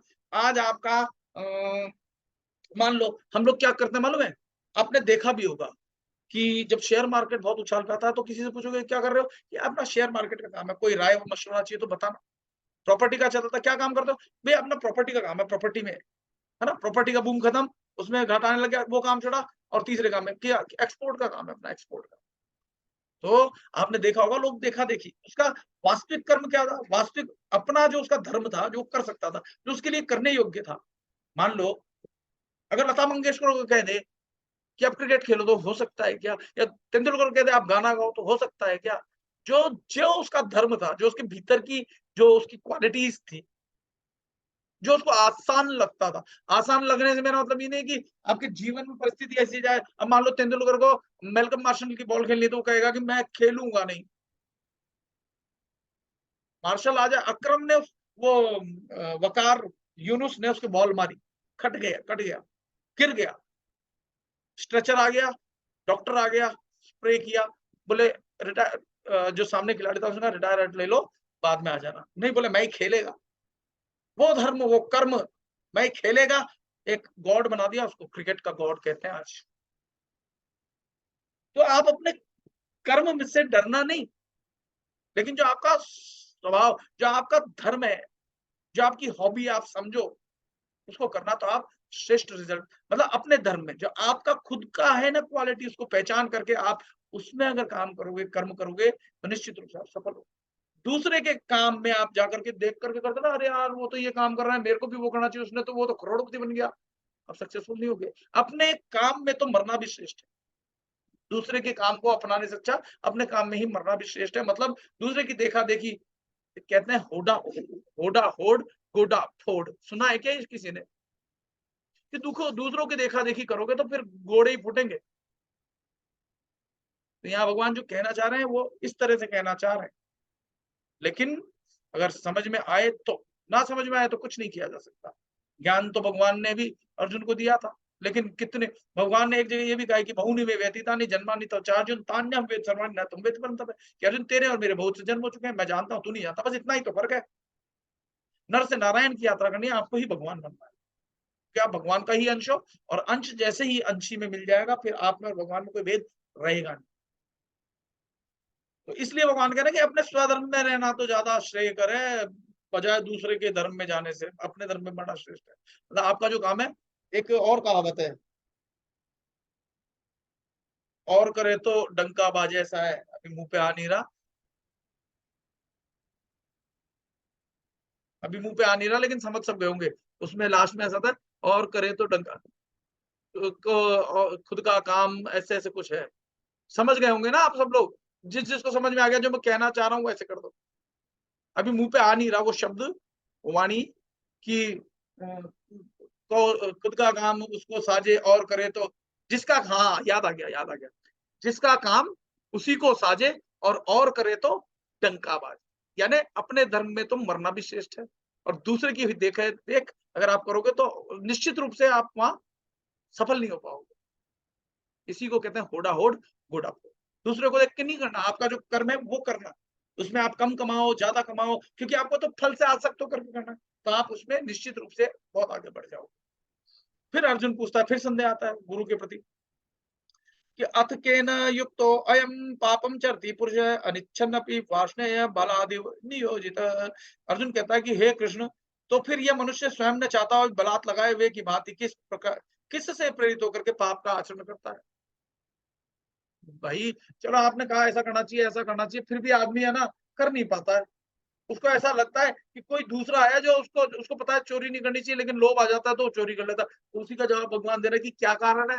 भगवान कहते हैं काम एष क्रोध एष रजोगुण समुद्भव महाशनो महापापा पाप्मा विद्ये न मिह वैरिणम कि अर्जुन कौन करता है बलात् उसको धक्का कौन देता है? कह रहे हैं भगवान रजोगुण। रजोगुण उसको जो है रजोगुण क्या होता है? इच्छाएँ रजोगुण है। ये भी ले लूँ, वो भी कर लूँ, इसको भी भोग लूँ, उसको भी भोग लूँ। भगवान कहते हैं रजोगुण से उत्पन्न हुआ ये काम ही क्रोध है। काम ही क्रोध कैसे? अगर काम पूरा हो जाए तो मोह उत्पन्न होगा ये मेरे पास और हो और ना हो तो क्रोध आएगा। तो रजोगुण ही इसका कारण है क्रोध और काम ही क्रोध है, बहुत खाने वाला अर्थात भोगों से कभी न अगाने वाला और बड़ा पापी है। इसको ही तू इस विषय में वैरी जान। मान लो आपको 2 रोटी चाहिए, 2 रोटी से आपकी भूख मिट जाती है, लेकिन आप 100 रोटी की व्यवस्था कर रहे हो कि नहीं हर रोज? जो संत होता है, आज का हो गया वो कल की परवाह नहीं करता। लेकिन हम लोग हमारे को पता नहीं हम कल रहेंगे या नहीं रहेंगे, लेकिन न जाने कितने जीवन का अभी इकट्ठा कर लाना चाहते हैं। यही कारण है, भगवान कह रहे हैं कि रजोगुण इसमें कारण है, क्योंकि रजोगुण से क्या उत्पन्न होता है? काम। और काम क्रोध ही है। जब आपकी इच्छा पूरी नहीं होती तो देखो आप कैसे लड़ते हो अपने घर में, परिवार में, बच्चे से, इससे, उससे, सबसे। अगर आपका कहना ना माना जाए, आपकी कामना की पूर्ति नहीं होती, आप चिल्लाते हो, चीखते हो, लड़ते हो कि नहीं लड़ते हो? याद कर लो। अरे घर-घर की वही कहानी है, भले आप मुझे बताओ चाहे ना बताओ। ये सत्य है। आप जो चाहते हो अपने पति से, अगर वो ना करे तो क्रोध आता है आपको और फिर झगड़े होते हैं। आप बेटे-बेटी से जो चाहते हो वो नहीं करे तो फिर झगड़े होते हैं। तो भगवान यहाँ वही चीज़ भगवान कह रहे हैं कि रजोगुण से उत्पन्न। लेकिन ये रजोगुण कैसे जाएगा? साधना से। अभी हम जो करेंगे ना थोड़ी देर बाद, समय धीरे-धीरे निकलता जा रहा है, क्योंकि ज्ञान ऐसा है, कितना भी बोले जाए, तो सुबह से लेके रात, रात से लेके कई दिन भी निकल जाएँ तो ज्ञान जो है बोला जा सकता है, इतना ज्ञान दिया भगवान। लेकिन अभी 2 घंटे में ही हमको सब कुछ करना है। तो भगवान कह रहे हैं कि रजोगुण से उत्पन्न ये काम ही क्रोध है, और कभी ना आगाने वाला। इसका पेट नहीं भरता। आपका पेट तो भर जाएगा 2 रोटी से, लेकिन मन ना ये भरेगा नहीं। करोड़ रुपए आ जाए तो ये कहेगा 50 करोड़ हो जाए। अगर पूरी पृथ्वी भी जीत ली ना तो मन करेगा कि अब ब्रह्म लोक, अब जो है ब्रह्मा के लोक पे आक्रमण करते हैं। तो ब्रह्मा जी भगेंगे फिर विष्णु जी के पास, फिर वो विष्णु जी को ब्रह्मा जी को जीत लिया तो विष्णु लोक, शिव लोक, ऐसे भगता रहता है। सम्राट अशोक ने मालूम है जब ज्ञान हुआ, बौद्ध हो गया, तो उसने सारी मार-काट छोड़ दी। तब तक बस जीतने को दौड़ता रहा। सिकंदर, कितने सिकंदर आए, कितने चले गए। ठीक इसी प्रकार से हम भी रजोगुण से प्रेरित होकर के, लगातार काम से प्रेरित होकर के भाग रहे हैं। काम पूरा ना हो, क्रोध हो रहा है। और क्रोध से क्या होता है मालूम है? याददाश्त चली जाती है। धूमेनाव्रियते वह्निर् यथा दर्शो मलेन च यथोल्बेनावृतो गर्भस् तथा तेनेदमावृतम्। कि जिस प्रकार से धुएं से अग्नि और मैल से दर्पण ढका जाता है। धुएं से, जहां धुआं होता है हम अंदाजा तो लगा लेते हैं अग्नि होगी, लेकिन अग्नि दिखती नहीं ना। ठीक इसी प्रकार से अगर आईने पे कांच आ जाए तो उसके भीतर का जो कांच है वो दिखता नहीं, आपका प्रतिबिंब दिखाई नहीं देता।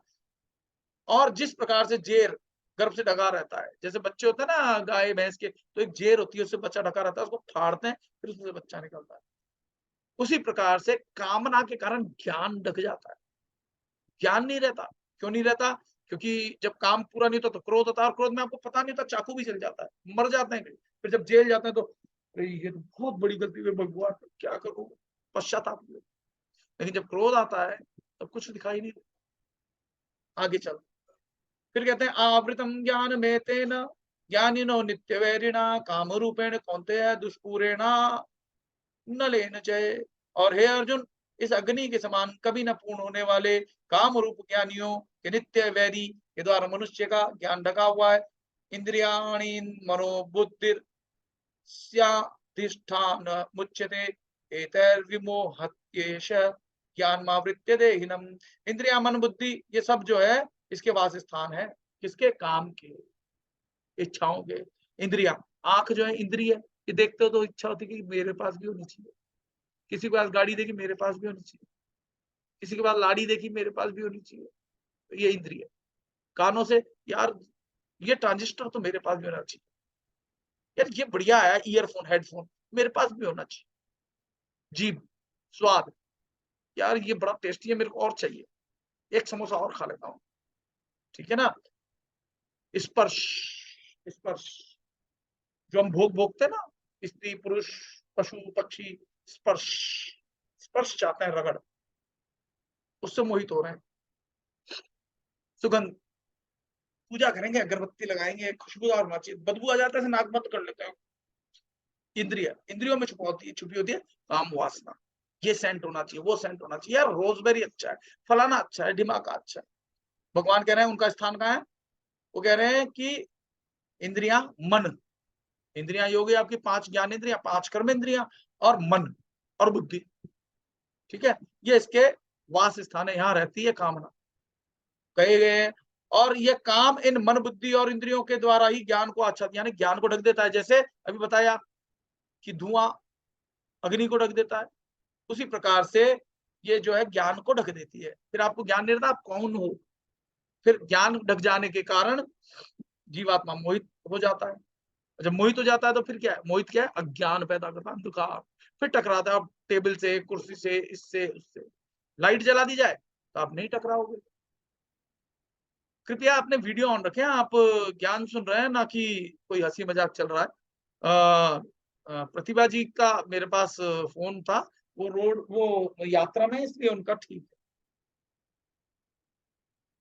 फिर कहते हैं कि तस्मात् इंद्रियाणि यादव नियम्य भरतर्षभ पाप्मानं प्रजहि भयेन ज्ञान विज्ञान नाशनम।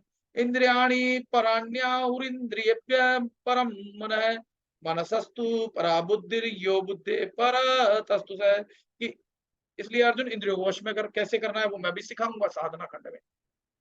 इंद्रियों को स्थूल शरीर से पर, इंद्रियां स्थूल शरीर से ज्यादा ताकतवर है, पर शरीर से पर श्रेष्ठ, बलवान और सूक्ष्म कहते हैं। इन इंद्रियों से परे मन है, मन इससे भी ज्यादा ताकतवर है, और मन से भी परे बुद्धि है, बुद्धि। और बुद्धि से परे जो है वो अत्यंत पर है, वह आत्मा। जब आप आत्मा को जान जाओगे ना तो मन, इंद्रियां ये सब वश में आ जाएंगी। तो हर रोज हम साधना कर रहे हैं, यहाँ ध्यान लगाना, आत्मा पर ध्यान टिकाना है। और धीरे धीरे ईमानदारी से आप सोचना, क्या पहले जैसे आपको दुख होता है जो मेरे साथ इतने साथ, मेरे से मतलब जो भीतर बैठा है परमात्मा, साधना करने के बाद क्या आपको इतना डर लगता है? क्या आपको अब इतना दुख होता है जितना पहले छोटी सी बात हो जाता था? क्या आपका दुख का लेवल सहने का बढ़ा के नहीं बढ़ा? क्या आपका जीवन पहले से उच्च कोटि का हुआ कि नहीं हुआ? Very good. क्या केवल एक ही आदमी का हुआ? बाकी लोग जो मेरे साथ साधना कर रहे हैं उनके जीवन में क्या शक्ति बढ़ी नहीं, ज्ञान की और भीतर की ताकत नहीं बढ़ी? गुड। तो एक दो लोग कह रहे हैं इसका मतलब बाकी लोगों को नहीं हुआ साधना करना। ठीक है, आगे चलते हैं। एवं बुद्धे परम बुद्ध्वा संस्तभ्यात्मात्मना जहि शत्रु महाबाहो काम रूपम दुरासदम। इस प्रकार बुद्धि से परे अर्थात सूक्ष्म, बलवान और अत्यंत श्रेष्ठ आत्मा को जानकर, आपको किसको जानना है? आत्मा को। अभी आप जानोगे थोड़ी देर में। आत्मा को जानकर बुद्धि के द्वारा मन को वश में करके, हे महाबाहो तो इस काम रूप दुर्जय शत्रु को मार डाल। किसको मारना है? कामना को, ना कि वो युद्ध में जो दुर्योधन, ये वो आपके भीतर के दुर्योधन को मारना है। आपके भीतर एक सेना है असुरों की, और आपके भीतर एक सेना है पांडवों की। तो जो भीतर असुरों की सेना है उसको मारना है, ना कि बाहर के शत्रुओं को, किसी जीवात्मा को, किसी पशु पक्षी को, मनुष्य को नहीं मारना है। आपके भीतर जो भाव है ना, शत्रुवत भाव, उनको मारना है। इस दुर्जय शत्रु को मार डाल। समझ में आ गया यहाँ तक? अब सब लोग सीधे बैठ जाओ। 5 मिनट आपको सिर्फ सीधे बैठ करके देखो। सीधे बैठने से पहले मैं आपको 2 मिनट देता हूँ। जिसको लघु शंका जाना है और कुछ कार्य करना है, हिलना डुलना है, वो 2 मिनट, 2 मिनट, ओनली 2 मिनट्स। हिल लो डुल लो, फिर लो। फिर जब आप बैठोगे कोई हिलेगा नहीं, शरीर सीधा होगा, कमर सीधी होगी, गर्दन सीधी होगी, आंखें बंद रहेगी। जब तक मैं ना कहूं खोलने के लिए, कोई आंख नहीं खोले, तभी ज्ञान खंड में आप प्रवेश करोगे, साधना खंड में प्रवेश करोगे। 2 मिनट आपको मैंने अभी 21 बार और है, तो मैं 21, 13, 14, 15, 9:15 बजे शुरू करूंगा। ठीक है, सभी लोगों को 2 मिनट्स का ब्रेक।